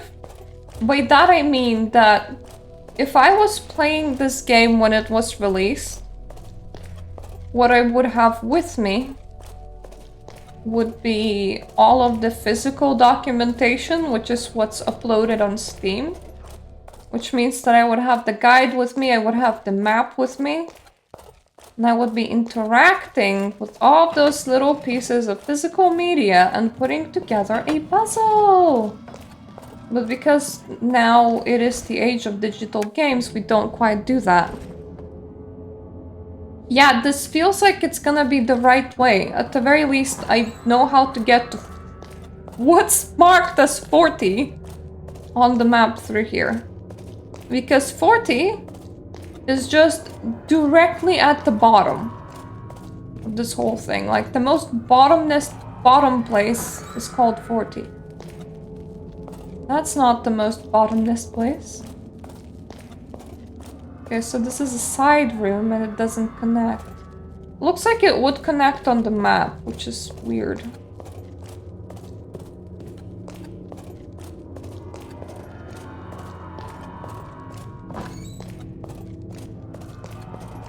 It makes me kind of want to have like physical interactive games again. They're like, oh yes, let me touch all the things. So this is 40. Aha! Ooh, another scroll for Flying Eye. Cool. So now, do I have enchant? armor, lower armor, speed reveal, fireball, blast, telekinesis, protection from fire, levitate, poison, paralyze, create field. Ooh, flying eye and create field are now something that we have. Enchant object! That's what I was looking for. So, we can start getting rid of our stack of things. Create field, can just... and flying eye.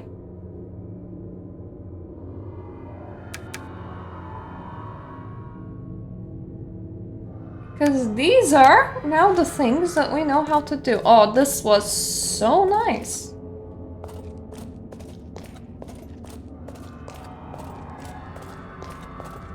Now I need to go all the way to the sisters, which is on level 4, I believe, and they will be like, we can enchant this thing for you if you tell us where the rebels are hiding. I went the wrong way somewhere.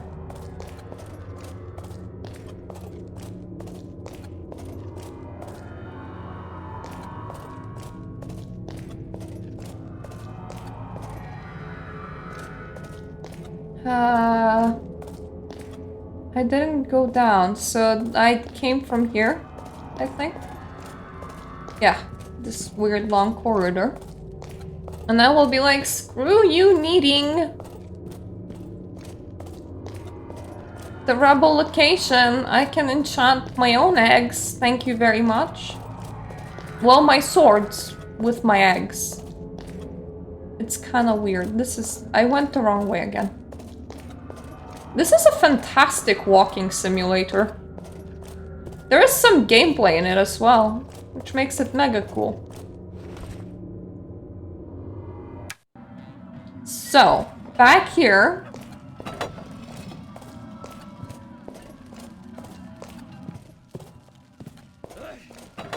Then we will want to go back through that little walkie bridgey thing. And then after we're there, now the twists and turns, we can use the teleporter that is inside the town square. I do have a lot of food on me, so that shouldn't be a problem. You know, while in the town square, we're gonna visit that shop because I have like 5,000 gold from the dragon that wanted me to give it like 5,000 gold.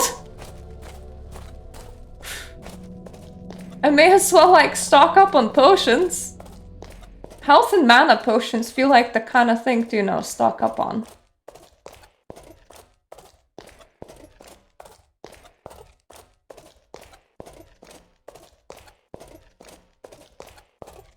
This is such a calming walk. You know what? I don't mind a world map that is this sprawling. I wish that it was a bit less snake-like. So that it wasn't snaking all over the place.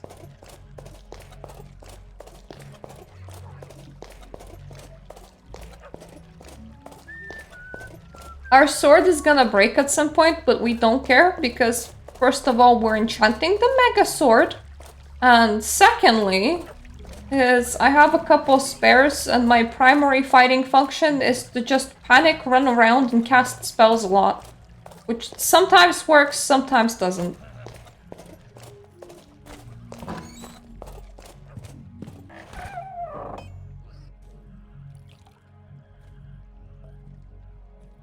All of these regions. That's food. There we go. Those are life potions. 2 or 3.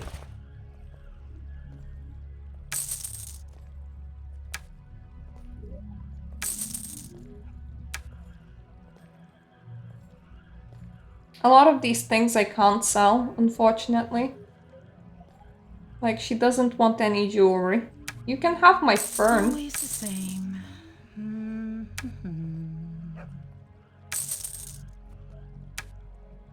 What is my money at right now? Good enough that I can have like a full stack of these life potions, I think. It's funny, I can sell one of those precious dragon eggs. What would she even do with a dragon egg? Like, lady, do you even know how to use one?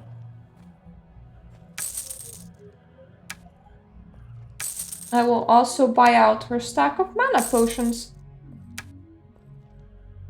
Because I may need it. Still at 3,000 gold, we can absolutely do this. So now I'm all potioned up. I still have a stack of food, so as long as he doesn't go, I'm thirsty, I'm gonna be completely fine. If he does start going, I'm thirsty, I am a bit screwed, because I have nothing to drink, but that has not happened yet. Snakes were on the underground lake, weren't they?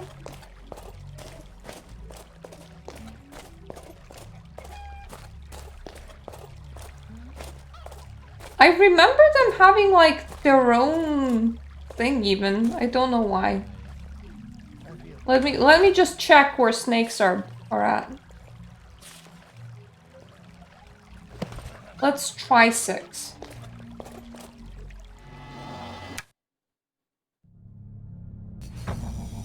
Yeah, that looks like Snake Place. Remember that you need a weapon made from a gold alloy.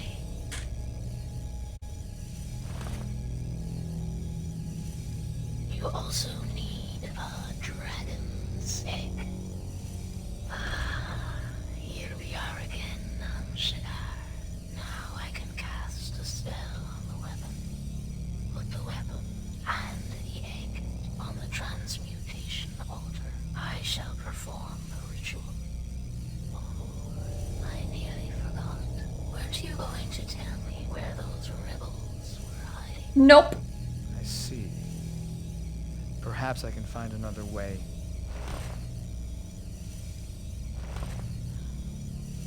Right, well, that's cool. Now, let's figure out this spellcasting shit, right?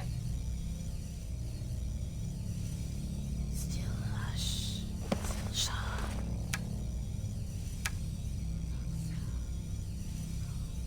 Very good.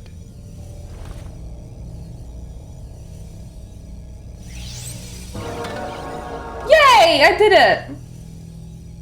I enchanted my sword. Jesus Christ, that was quite the ordeal. You had to use the egg instead of put it near. I will go to Illside Bunker now and destroy Serbius. Or I should say Agpa. Right. This should be okay. Let's just go. Let's just go. Excuse me. I want to finish this very confusing game.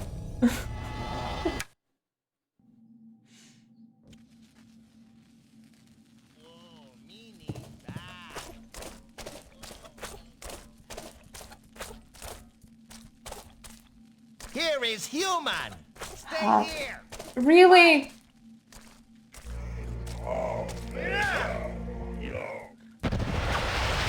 You wanna be a dumbass? I don't recommend it. This is why.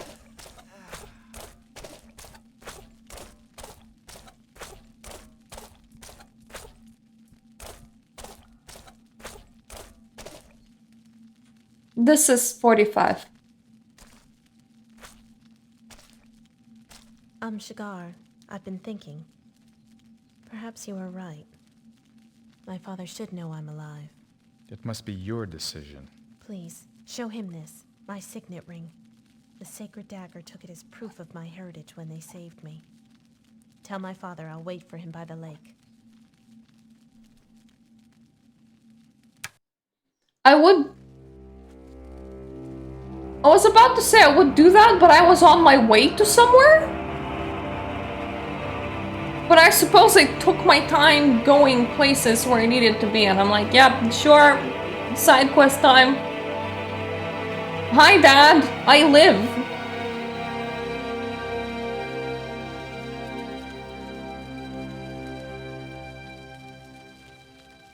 My beautiful daughter, Aaliyah. I had lost all hope of ever seeing you again. Father, it's so good to meet you at last. I have missed you so much. This is unbelievable. Didn't he, like, So lose her when she was a baby? Still alive. That joy is shared, Father. By the gods. This is a precious moment for my daughter and me. I shall allow no one to come and disturb it. Leave this room immediately. Did you mate with snakes? Good heavens, what are you doing here? You have what you want. Krauhaus is back in your hands, so I don't know what you think you're doing here. What has this to do with Kraus?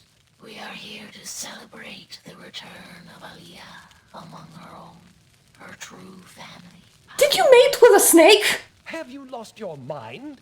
Perhaps you've lost your memory. Behold this treaty, the very pact agreed between our two peoples by Paxellus, your father. In the name of the kingdom, I, King Paxellus, King of Arx, pledge my fourth direct descendant to the Order of Adurnium.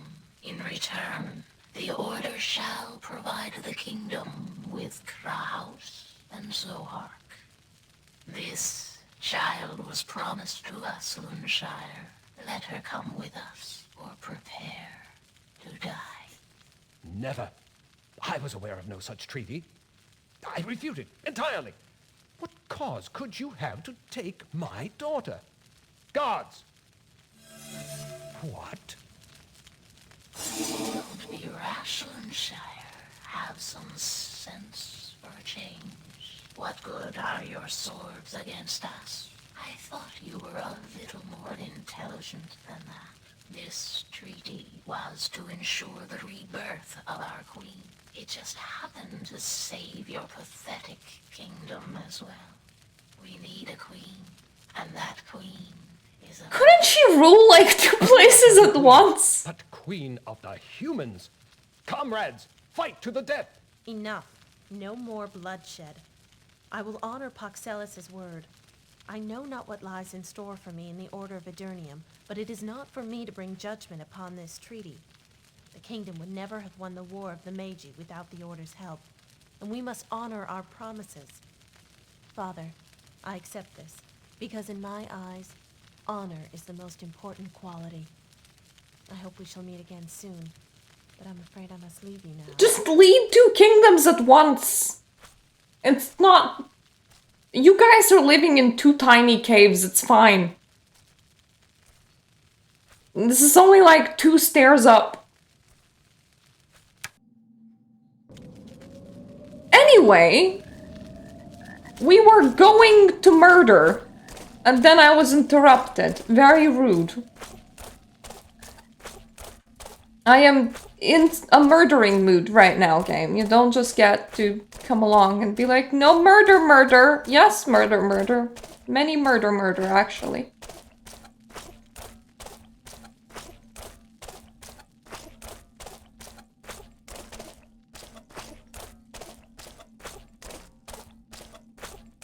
My shoes are so squelchy.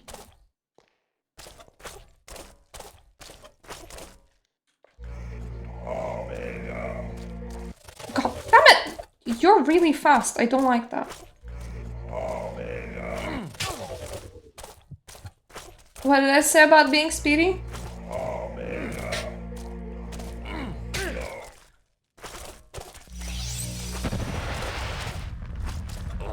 Explode! Thank you. Thank you. Well done. On the explosion, anyway. I have a lot of life potions, actually. Well, I'll have another one. because why not?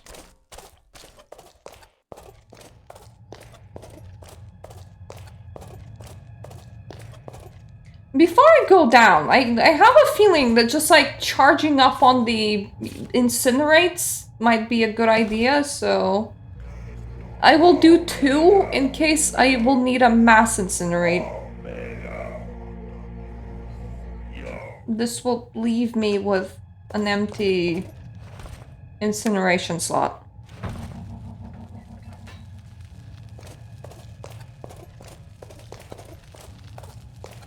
I was here fighting before. I apparently need to be here to, like, murder things. Right, so...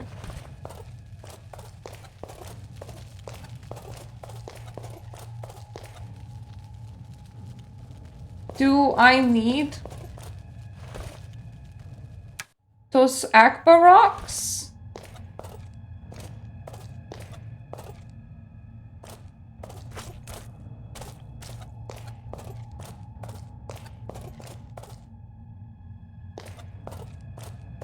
If I do, then I killed the guy with it somewhere around here.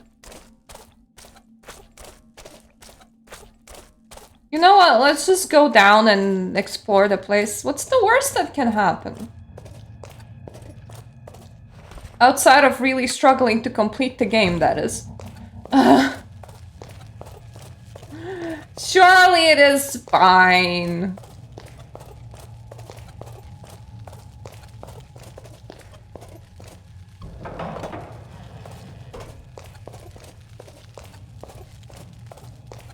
I remember I didn't super progress in here because I was kind of afraid.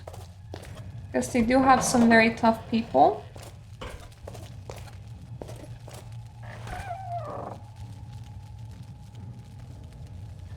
That is a lot of enchant object things.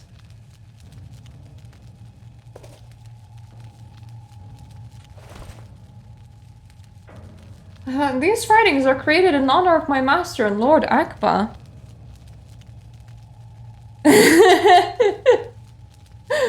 Look, we are on the ground. They also made another one of those. It's called Minecraft, but that's an entirely different game. Akba is the source of knowledge across the universe and all known dimensions. Establishing contact with his cult was a momentous occasion for our people and marks the point of no return. Worship Akba or perish. Because Akba is a god who also symbolizes the power of destruction of everything in the world, he knows how to reward. Guy, if you're gonna continue complaining, eat some bread. He knows how to reward the most loyal of his servants with great powers and punishes all others without mercy. Akba is immortal. However, he needs souls to maintain power over all the known universe. Collecting souls allows him to spread his wisdom far and wide. And if you don't accept Akba, you just perish. Yep, very, very wise indeed. A good way to please Akba is to offer him impious souls who refuse to obey him. Although non-believers are a preferred target, some of us are keen to enter into communion with Akba and offer ourselves in sacrifice. After all, death means nothing compared to the eternity of joy and spiritual enlightenment and being eaten by Akba, apparently. A single day of my life lived as a believer is worth more than 1,000 years of life lived as an unbeliever. For, thanks to Akba, I have seen things which have made me understand the fundamental workings of our universe, things which will be eternally out of reach for non-believers. In the beginning, the gods were omnipotent, what? They reigned over Arx for eons before humans made their first appearance. We know very little about the gods, apart from the fact that it seems that they were full of wrath and the proliferation of humans and disappeared from the surface of Earth. Some very ancient writings suggest that the disappearance was caused by the lack of faith the first mortals showed in them. Two gods stayed longer than all the others before disappearing. Their names were Zohark and Krahos. Zohark was the most powerful of all the gods. He was thunder, lightning, and earthquakes. He was storms, hurricanes, and everything that represented the brutal force of nature, but his power was only liberated by Krahos. Krahos was the goddess of equity. My brain wanted to say equality so much, and that's just not the word. Guardian of equilibrium and equality. There we go.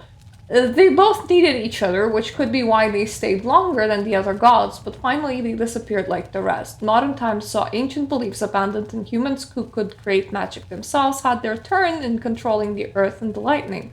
Humans entered into a new conceptual era where they had more belief in their own capabilities and only turned to the gods for marginal things, such as fertility or hedonism.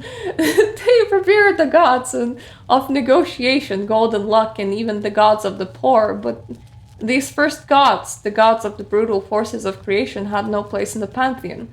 Since the start of this new era and the shift of faith, the most powerful gods have retreated to their own dimension called the Nodin, where they await new worshippers to enable them to return. The Nodin kingdom of the gods exists in a dimension far, far away from our own. However, from time to time, a bridge is built between this dimension and ours, allowing passage between them. This can happen due to favorable astral convergences, such as eclipses or large natural cataclysms, like tidal waves. The dimension that is the Nodin works like this. An ambient residual energy exists there which comes from all directions in the known universe and is attracted towards the Nodin. This energy represents the power of the collective unconscious of the thinking people living in these dimensions. It contains the desires, fears, and more generally, all the beliefs of these beings. Thus, each time a being believes in a god, giving them a name and crystallization of this entity forms in the Nodin. In the beginning, the newborn god is very weak and totally defenseless, but the more believers begin to worship him, the more his energy will grow in the Nodin. Such gods are often prayed to by their followers for something very specific. According to their will and their power they have amassed, they can reward their worshippers with material power and various other powers, which in turn reinforces the faith of the followers have in them. However, if nobody believes in a given god, the latter's energy will begin to decline and will be reduced in the final stages to a tiny ectoplasm form, a fragile shadow of their former glory.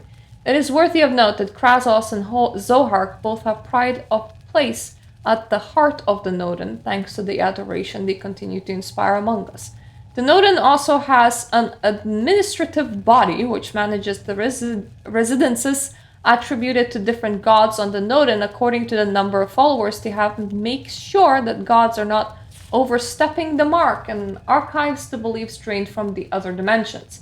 This organization itself is also made up of a hierarchy, and at the pinnacle of are the Cybartus race, the Thinkers. Silibnurath, who deals with interferences between the Nodin and the other dimensions, is one of them.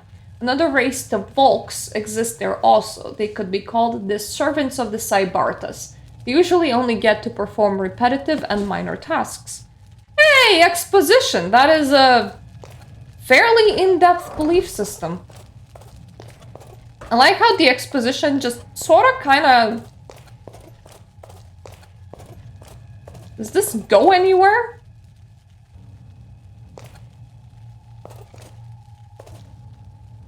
Well, it goes to this dude that haven't seen me yet.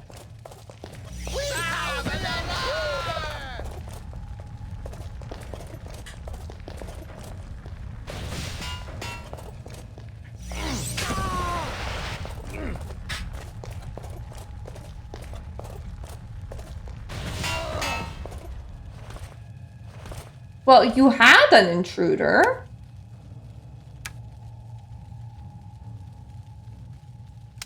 Now I have a little metal key. This is a very dark staircase. Another little metal key.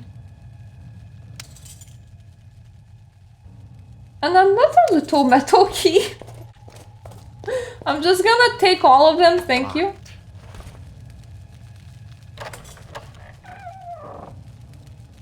Ooh, okay, so if I ever run out of the armor that I'm already wearing, I can come down here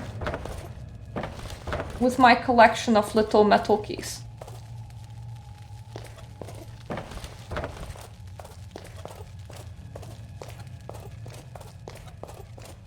For now, I just need to figure out the staircase, which just has a really dark corner in between. Okay, so we explored the bedroom, we saw downstairs.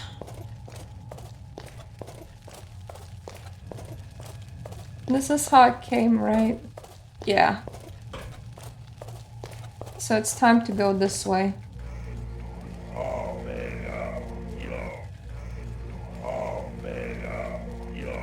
I can probably do without mass incinerate even. My armor can survive a few hits from them.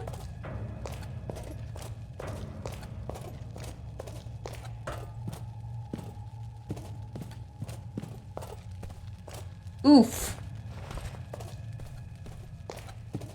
Poor man. Locked. Not locked anymore. Is that? Okay, that's 4 and 4 pure poisons. Locked. I don't need that right now. You know what? I'll just take it with me just in case. You never know how many times in a singular instance you might find yourself poisoned. Or how many life potions you might find yourself chugging. I have a lot by this point. It is so funny that I managed to come here on accident once. Like a long time ago, and then I was like, oh, this is probably not where I want to be.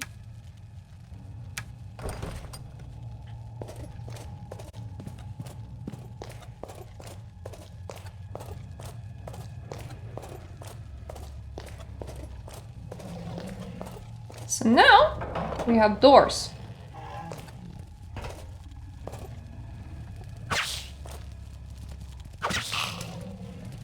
Bit of stabbing to the rat over here.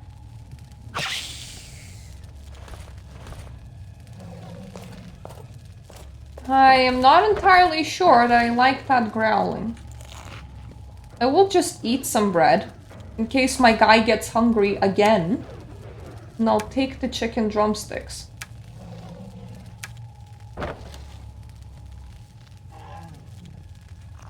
Let's drink some water, and before he's like, I'm thirsty.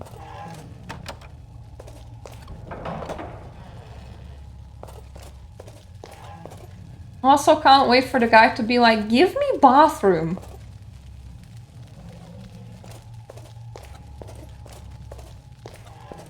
Locked. Can I unlock this too? I mean, sort of. It had a trap, but it also had a whole bunch of life potions inside of it, so... Doesn't super matter.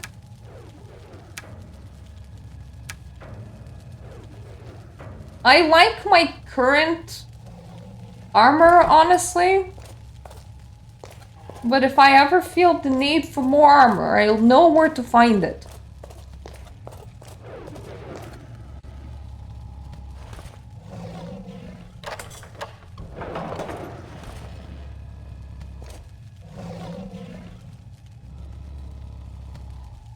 Is that disarm trap or would that be the spell?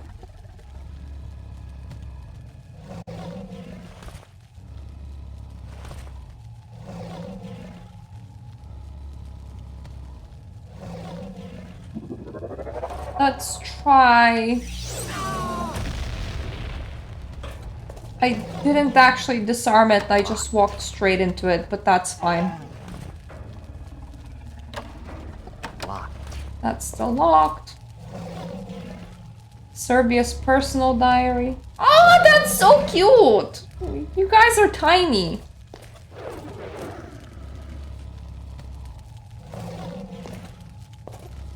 Okay, that's just the stable legs.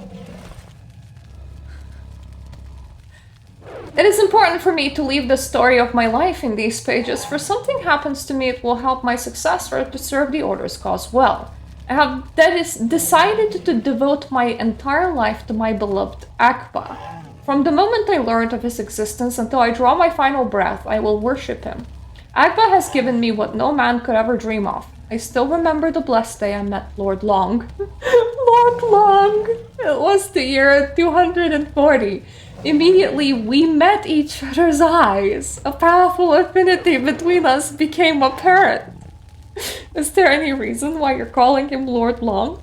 He was like a second father to me, and I'm sure that for him I was the son he never had.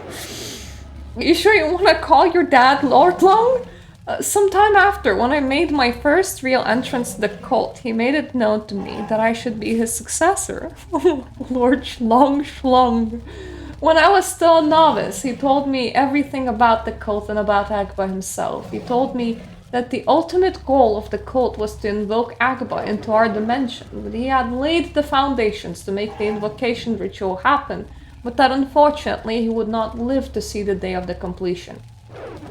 Thanks to his powerful clairvoyance, he had already seen the hour of this death. He begged me to continue the preparations needed to fulfill Agba's grand design. When he died the following year, just as he had predicted, his prophetic words resounded in my mind, and when I had only just been accepted as a full member of the cult, I was made its high priest. This day marked my greatest grief and my greatest joy. The immeasurable grief of losing my mentor and father, and the unspeakable joy of knowing that our Lord's coming was imminent. A long period of research started for me then. I became closer and closer to Agba, as close as a mere mortal can be to a god. I saw what cannot be seen, heard things that made no sound, and felt things that no man could ever hope to feel. Agba gave me more and more power, some physical power, of course, but also great mastery of the magical arts. Agba is more than a god to me. He is my son, my heir, and my nourishment. He is everything to me. Thanks to supernatural inspiration, I took the reins of this cult with an iron hand. I began by purging the cult of members that no longer served a useful purpose.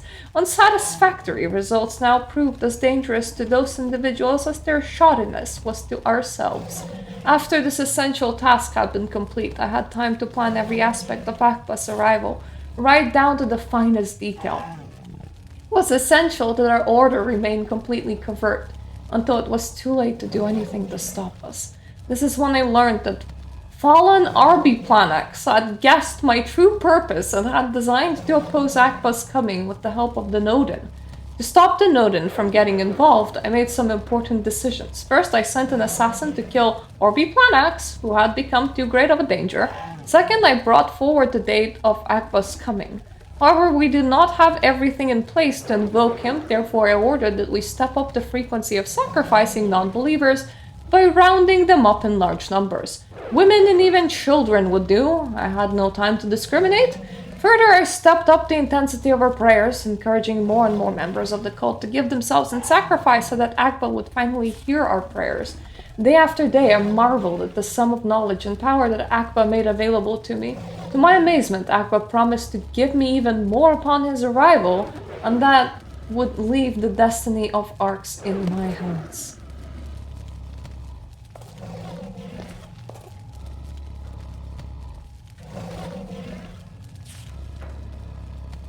I want to light this.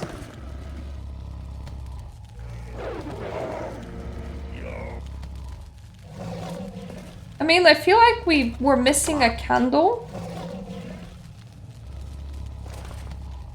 God damn it, I do remember seeing a candle. I think it was in the room downstairs.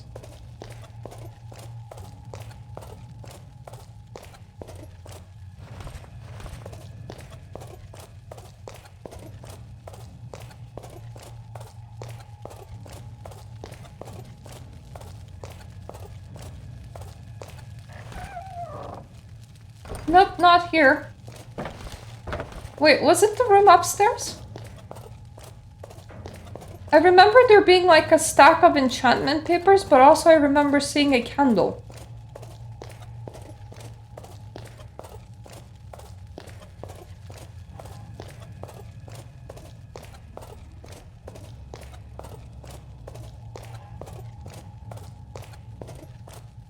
Definitely wasn't here. Nope.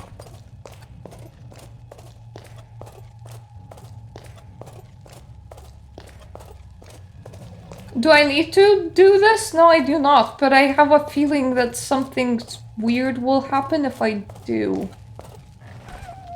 Aha! Found it.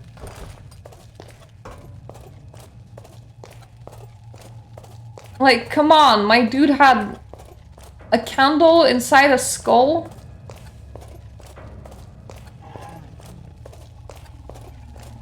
Shit!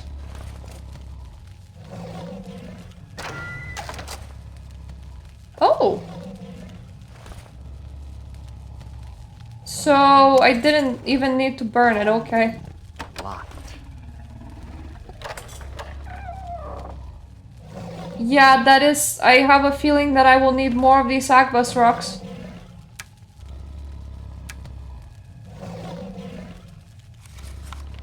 At last the time has come. Soon my body will be host to Agba, and together as one we will rule over Arx. If something bad should happen to me, I wish to leave this note so that someone else might continue my work for the good of Arx. Serbius. Oh boy! I feel like I'm gonna need more rocks than I have. And that worries me.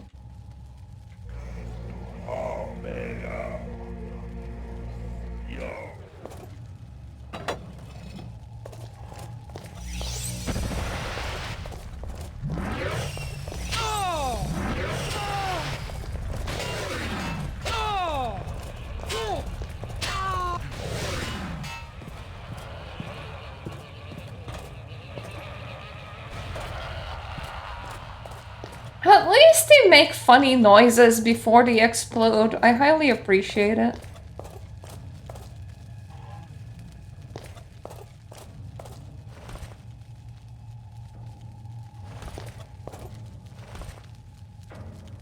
Yep, I definitely need more Aquas rocks. God damn it. That's 3. Out of stupid 5. And I have killed everyone here.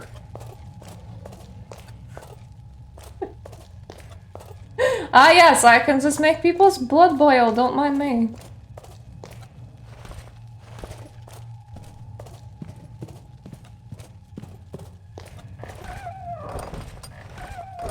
If I did something so wrong that I can't find Aquas rocks, we're gonna see if we can force Aquas rocks into existence regardless.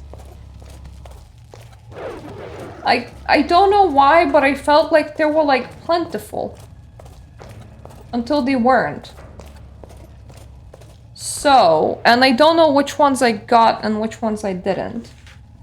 Aquas rock. So one of them should have been at the entrance of this place.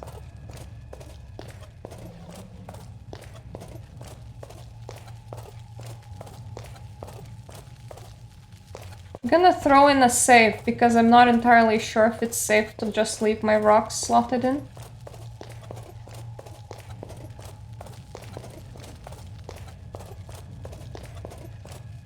We definitely fought the guy.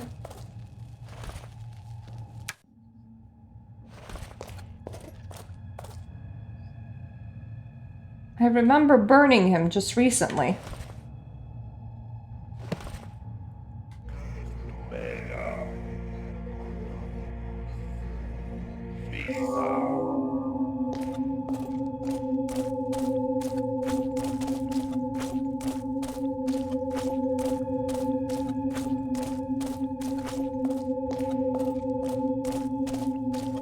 Did his body respawn? Because if it did, then that's gonna be a big problem.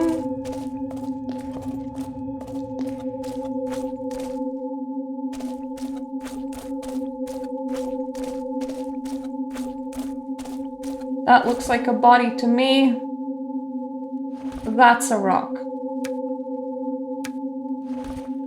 Okay, so I found him. I found his rock. What rock am I missing? So I found one here. I found one inside the chest. Okay, let's go in. And let's check whether the meteor is safe. If they did, this might be okay. We might be okay, but we'll need to do some walking again. Because 3 previous Akba meteors are in the other temple. Not here. Which sucks. Don't mind me coming through.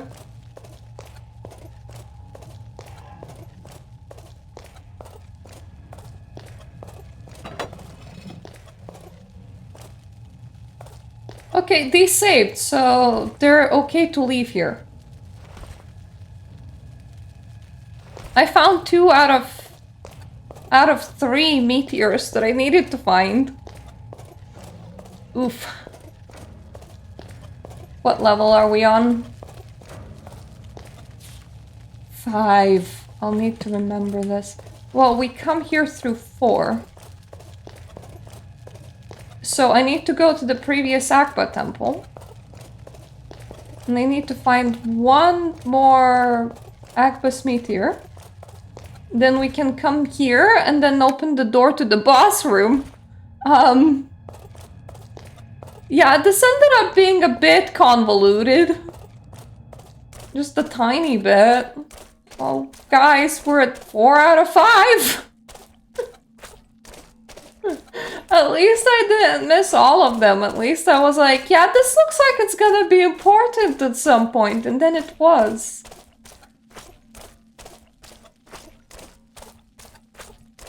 Walking here I go.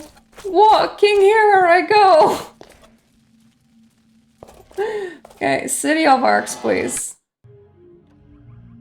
Jesus Christ. At least the guides exist. So there's that. Imagine if they just didn't.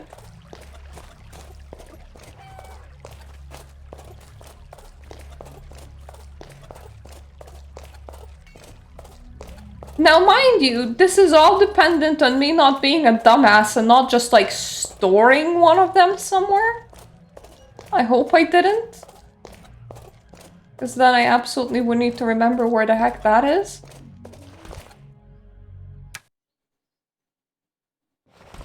Sorry, going back to raid your temple once again. I forgot a stone.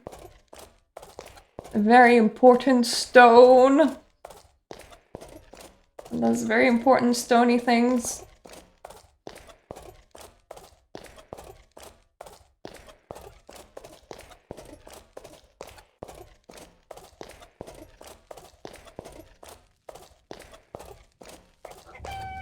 I'm like literally staring at the last boss fight.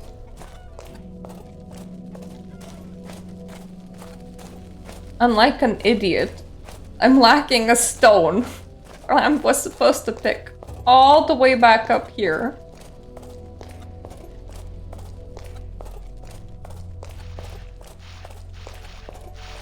At least I could still find the priest. I was really worried that after we killed that priest at the entry and he had like a stone on him, I was just gonna screw that up.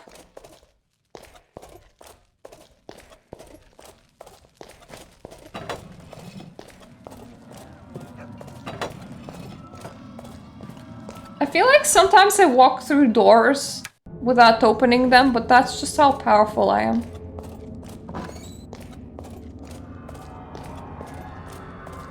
Any random corpses, any nooks and crannies, everything is very sus right now because we need those stones.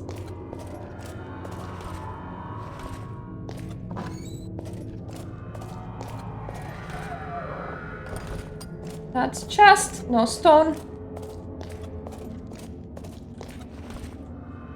I will read. I don't remember ever fighting a lich. I see it. It's like big room.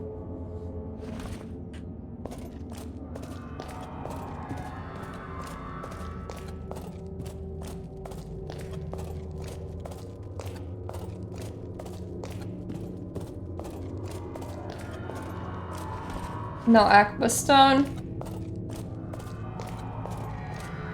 We'll be double checking any not despawned corpses, just in case.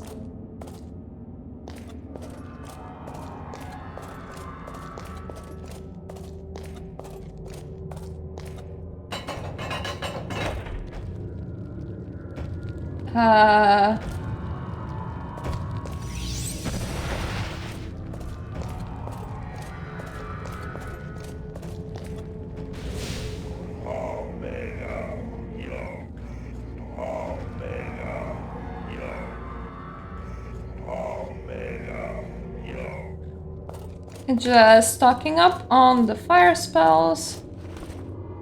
That's another Golem's Heart. I don't need a Golem's Heart, I need a Mirta Stone. I'll take this. Oh my god, there was Kosum in here? I've been here. I backtracked just like a second ago. And that's where Kosum was? Really? Cool, cool. Cool, cool, cool. Cool.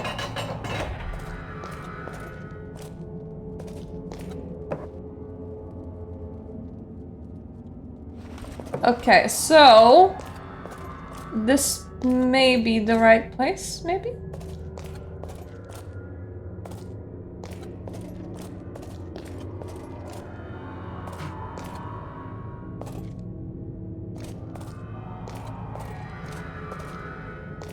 This is definitely...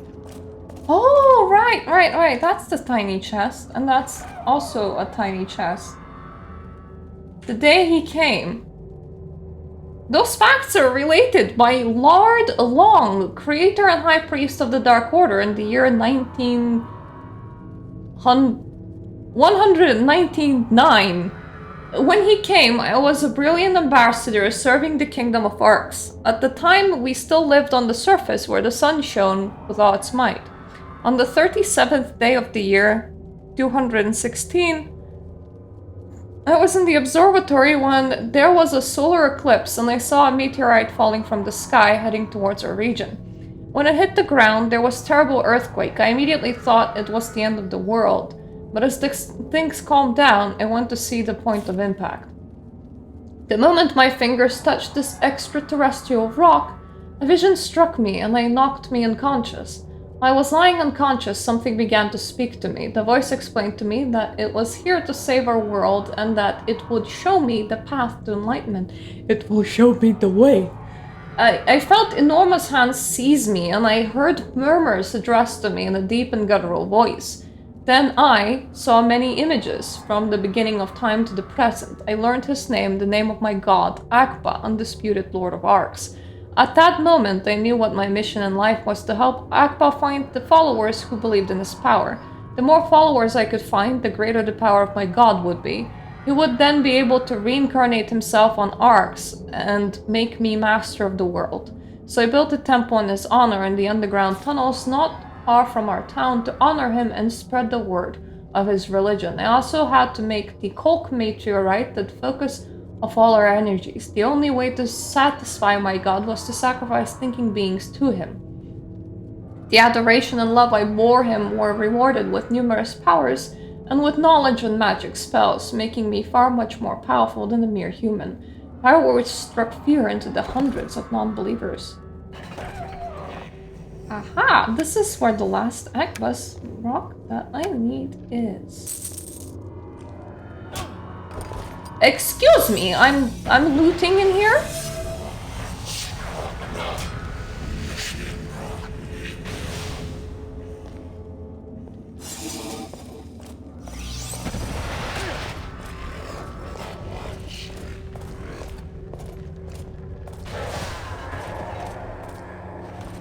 How rude to interrupt my looting. Well, I got the gold and I got the stone, which is what I came for.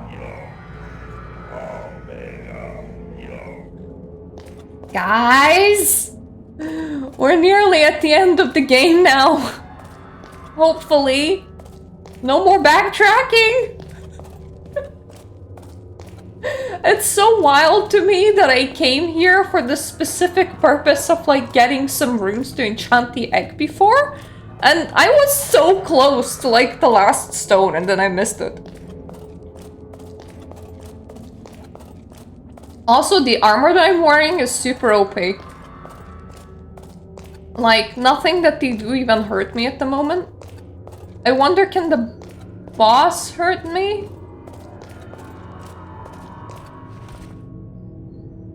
Because we are gonna be going straight into the boss fight, I imagine.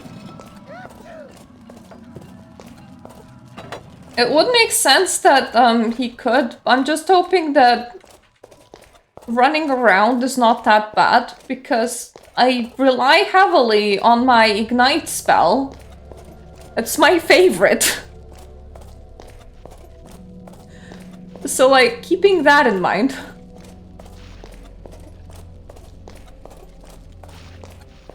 I need space to run. Life potions and mana potions are not a problem. We have stocked up for literal years. My guy getting hungry became more of a problem than life potions and mana potions just because I slayed a whole ass dragon and then I got so much money that I just bought a whole bunch of those. I mean, you can always be nice and not slay the dragon, just instead pay him like 5,000 gold, but I ain't rich. Don't know why you expect Mr. Angel from space to be rich. Anyway, from the backstory, from what I get is that we're one of the people working on Noden in order to contain the gods that are breaking out without proper protocols, like receiving a lot of sacrifices in order to break out and be on this world again is not a thing you're supposed to do as a god, I'm guessing. Hence why we're here to, you know, come in and contain the threat. Kinda cool for them to have, like, their whole cosmology. I need 4. That's 4! They found it. Woo!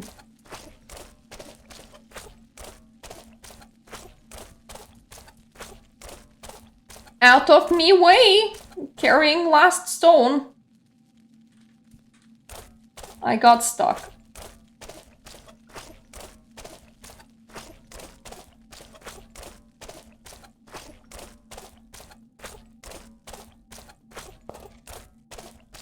God, my shoes are squelchy. It is quite nice to be hearing my own feet, but that is a lot of squelch.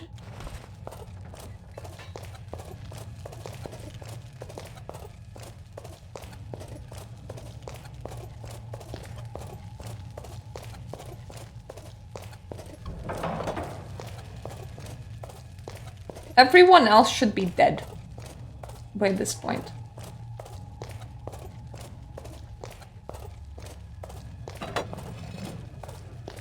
Now, before we enter here, I kind of have half the mind to just equip this and get rid of that. Yay! I'm scared, but let's go.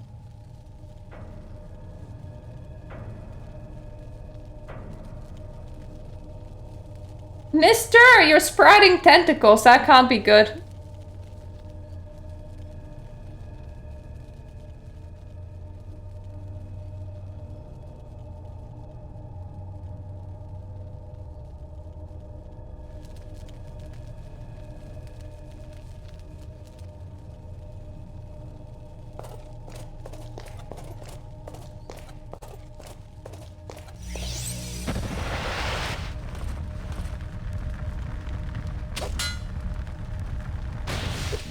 Seconds too late.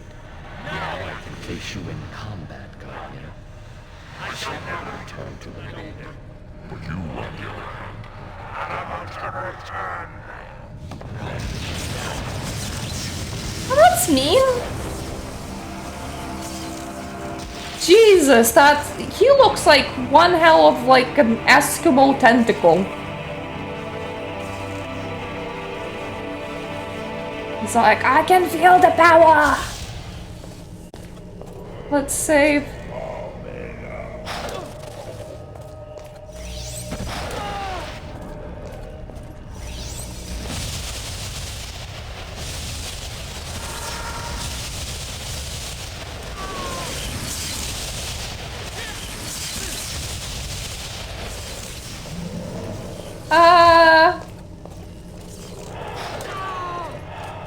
Should be an easier way.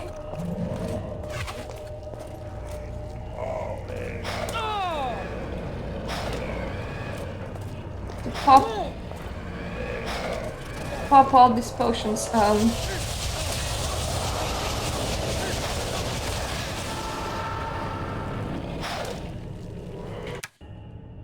Okay, this is gonna be complicated. Stop it.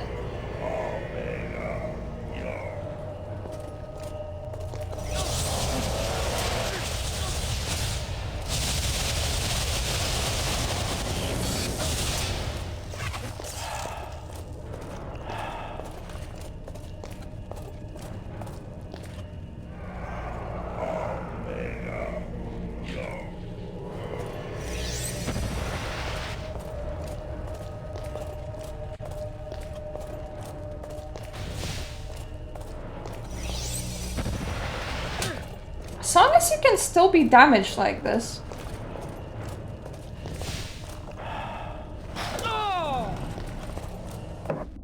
God damn it, I don't...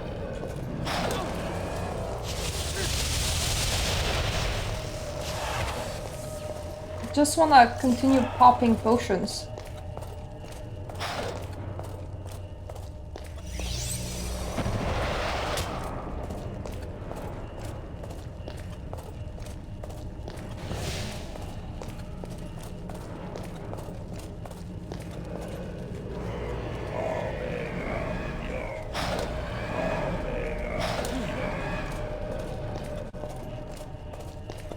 Got a couple of those done.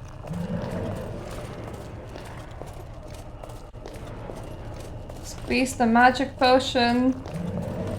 Or two. Oh hi, tentacles.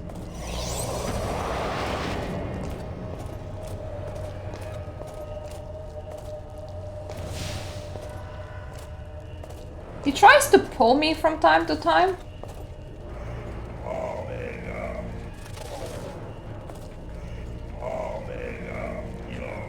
Which isn't too bad if I'm far enough away.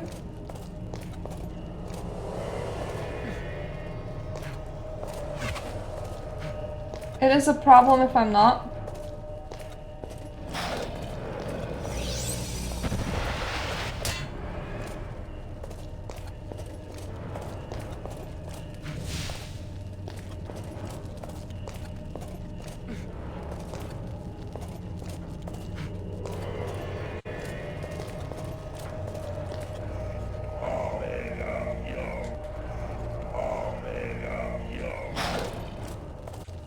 Charged up all of that again. Where did the tentacle go? Did you die? Wouldn't be... Oh no, no, that's where you are.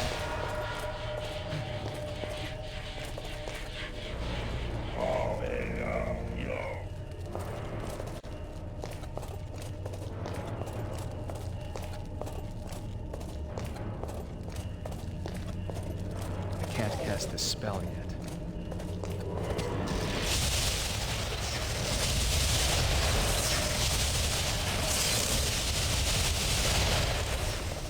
That's enough sword action for now.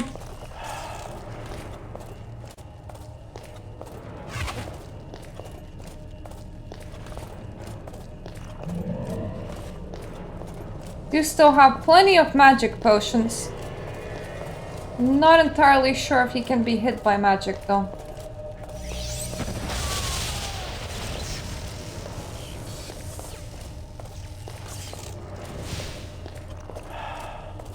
Potentially yes, maybe?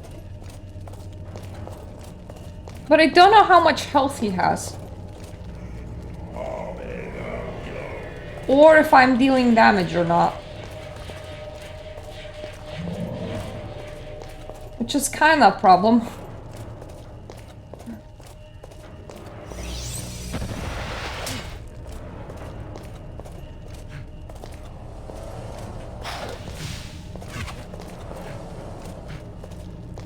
Stop trying to pull me!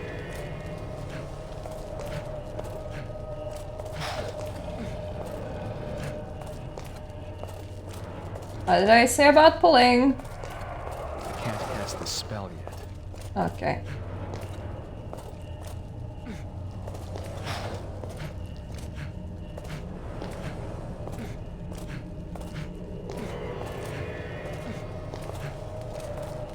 Could really do with more magic regen.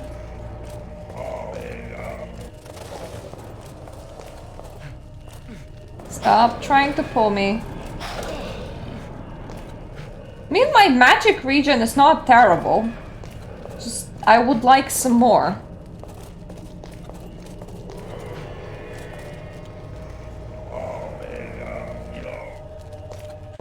It kind of reminds me of Ming Xiao fight, just because nobody likes it either.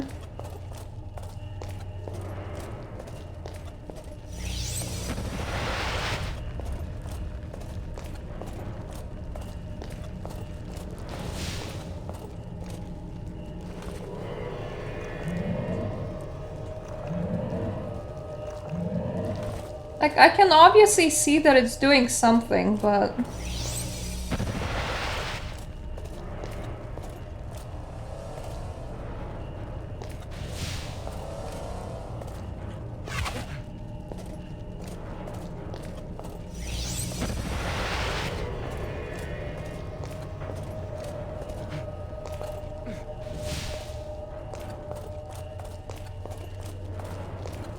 Right, now I'm all out of magic. Like, entirely.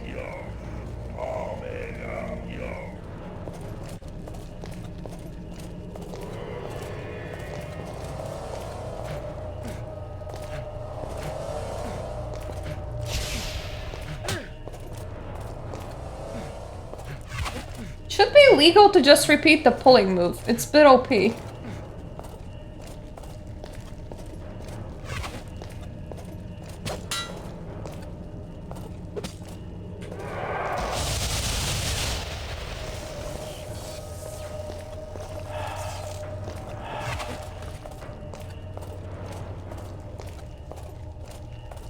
And obviously I am dealing damage with the sword.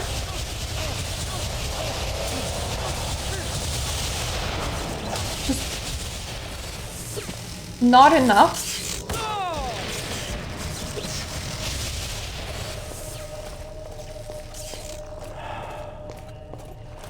And I'm running out of health potions by this point.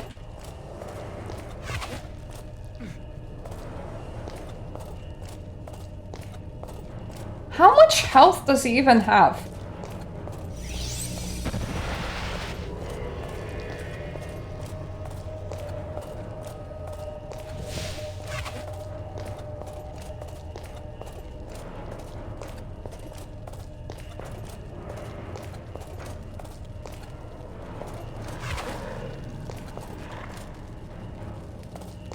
Like, technically I could also heal myself with magic.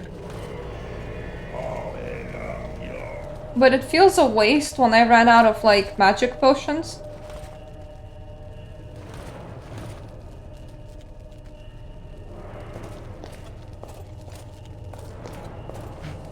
No to pulling powers.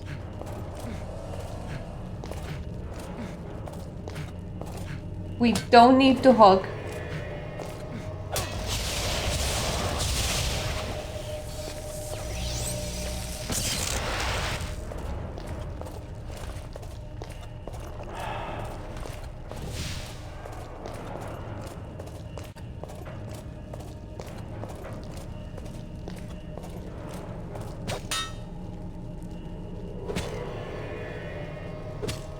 Like, I expected the dude to be tough. I don't think that I quite expected him to be this tough. Though right now he seems to be a bit distracted, I don't know with what. But that works for me.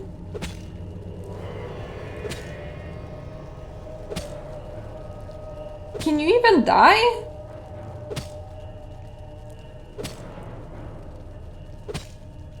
It's like your little head friend. Is he supposed to be dead first?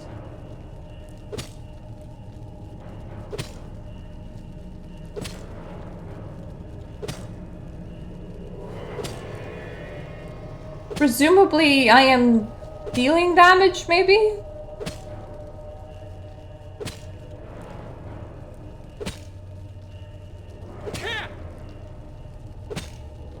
I feel like I'm gonna dull my blade on this guy.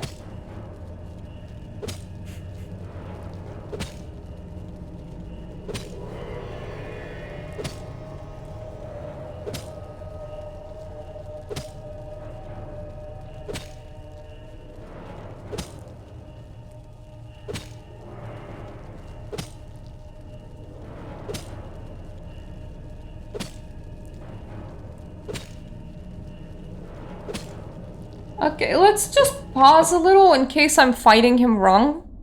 I put up the main menu, which I am aware nobody else can see. But me. Okay, he's not... immortal. So that's nice. And the demons have nothing to do with him.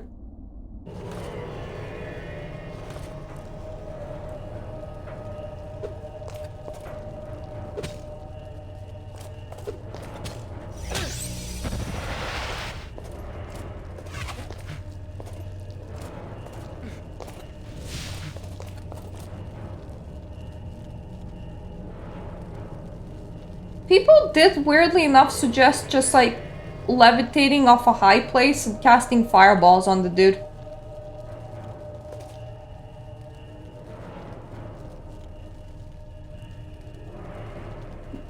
Mind you, not entirely sure how well that will work. Considering that the more intense spell didn't quite work very well.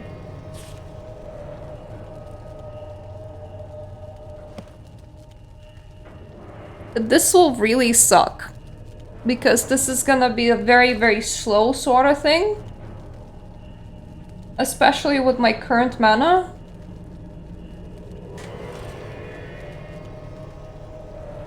Let's...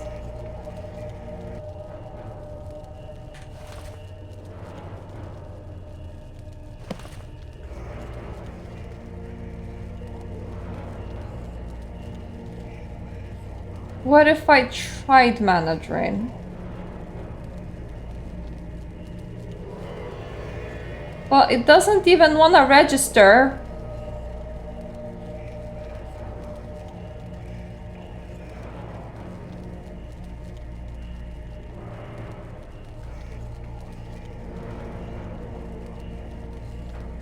Like, it legitimately does not even want to register the rune.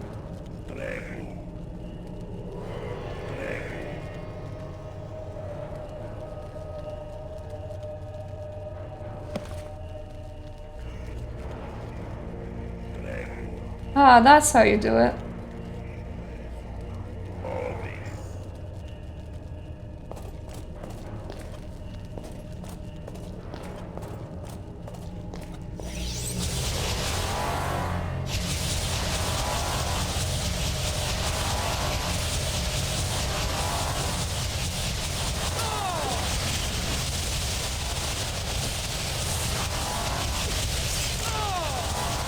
How does he still have mana to do anything with? No. Oh! How did you? We did it! That was clunky!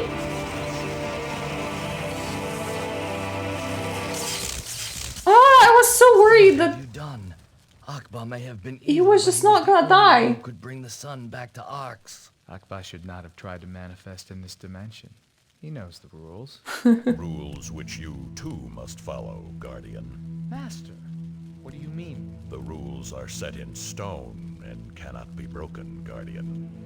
You were sent by the Nodin and must return there the moment your mission has been completed. So now. Jesus. And Arx's son, was his Serbius telling the truth? Do not worry about this phenomenon. Quite simply, it is not within the Nodin's power. Also, things may not be as you have perceived them. I know you have been through powerful experiences here, but the power you have acquired makes you too dangerous for this world. The consequence of your staying here any longer could be disastrous, and I have many other missions for you. Allow me to bring you back within our fold. Very good, Master.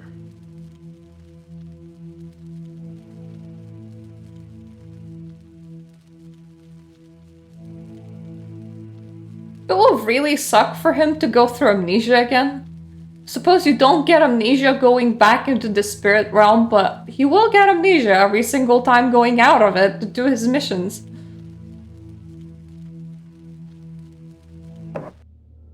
Nice sky.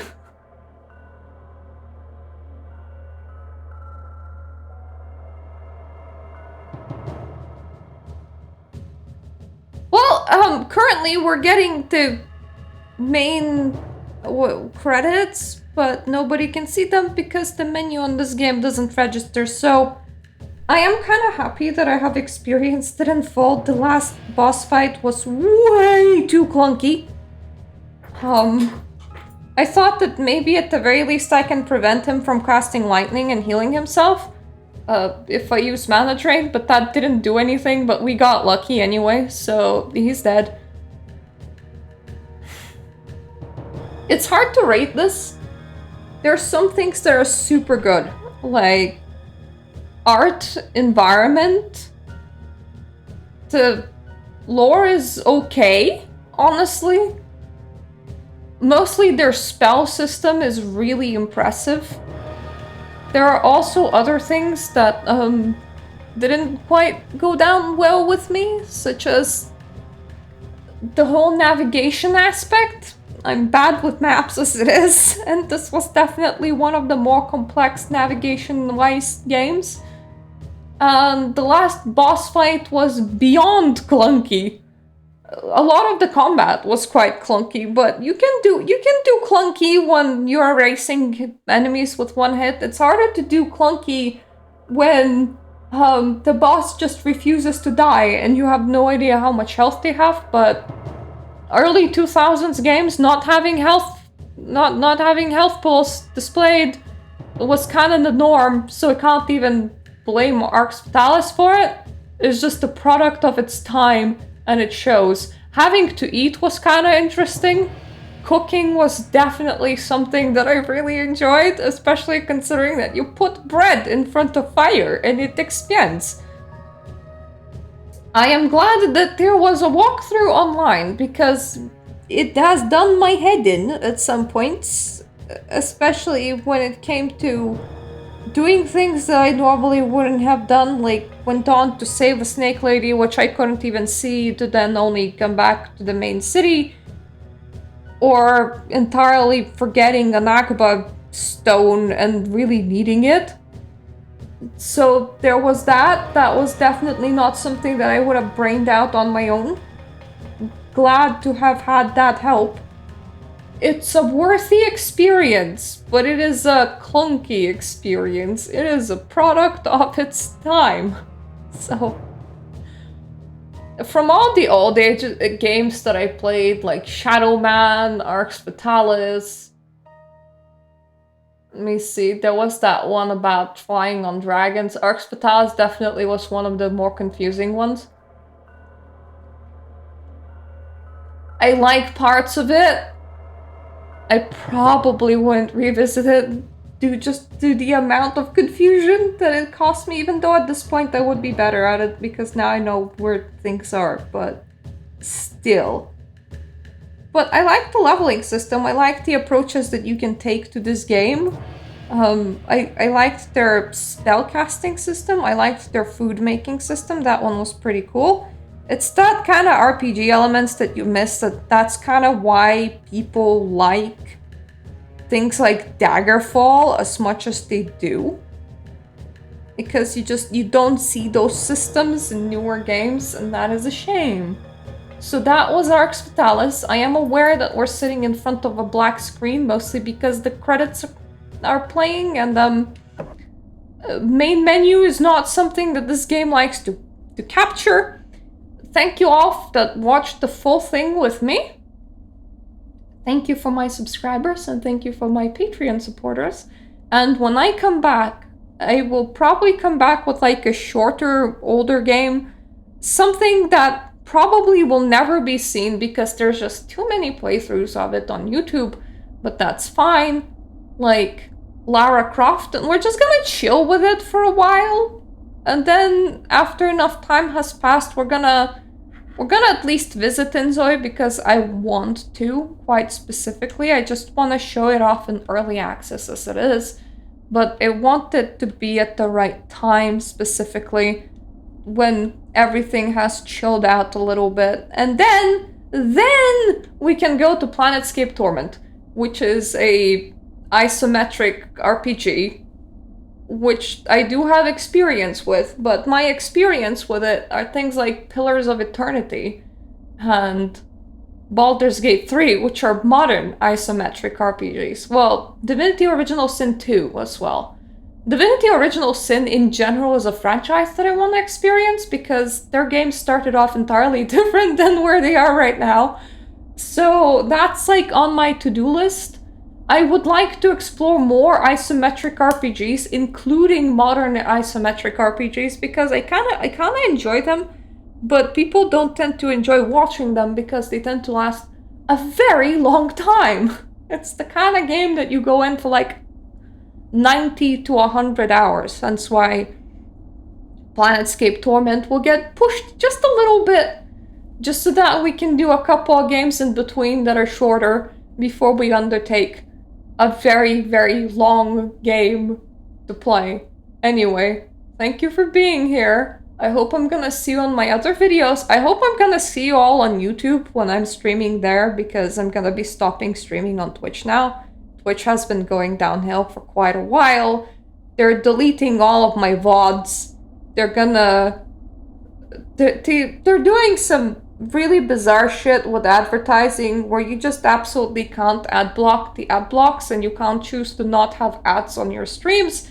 To a point where, honestly, a lot of people that I enjoy hanging out with on Twitch, like, for example, my husband, they're too fed up with Twitch to continue using Twitch, which makes it not a very good platform to stream to, so I'm just not gonna do that. I'm gonna be streaming on a platform that wasn't really meant for streaming, which is YouTube, so we're gonna see ourselves there.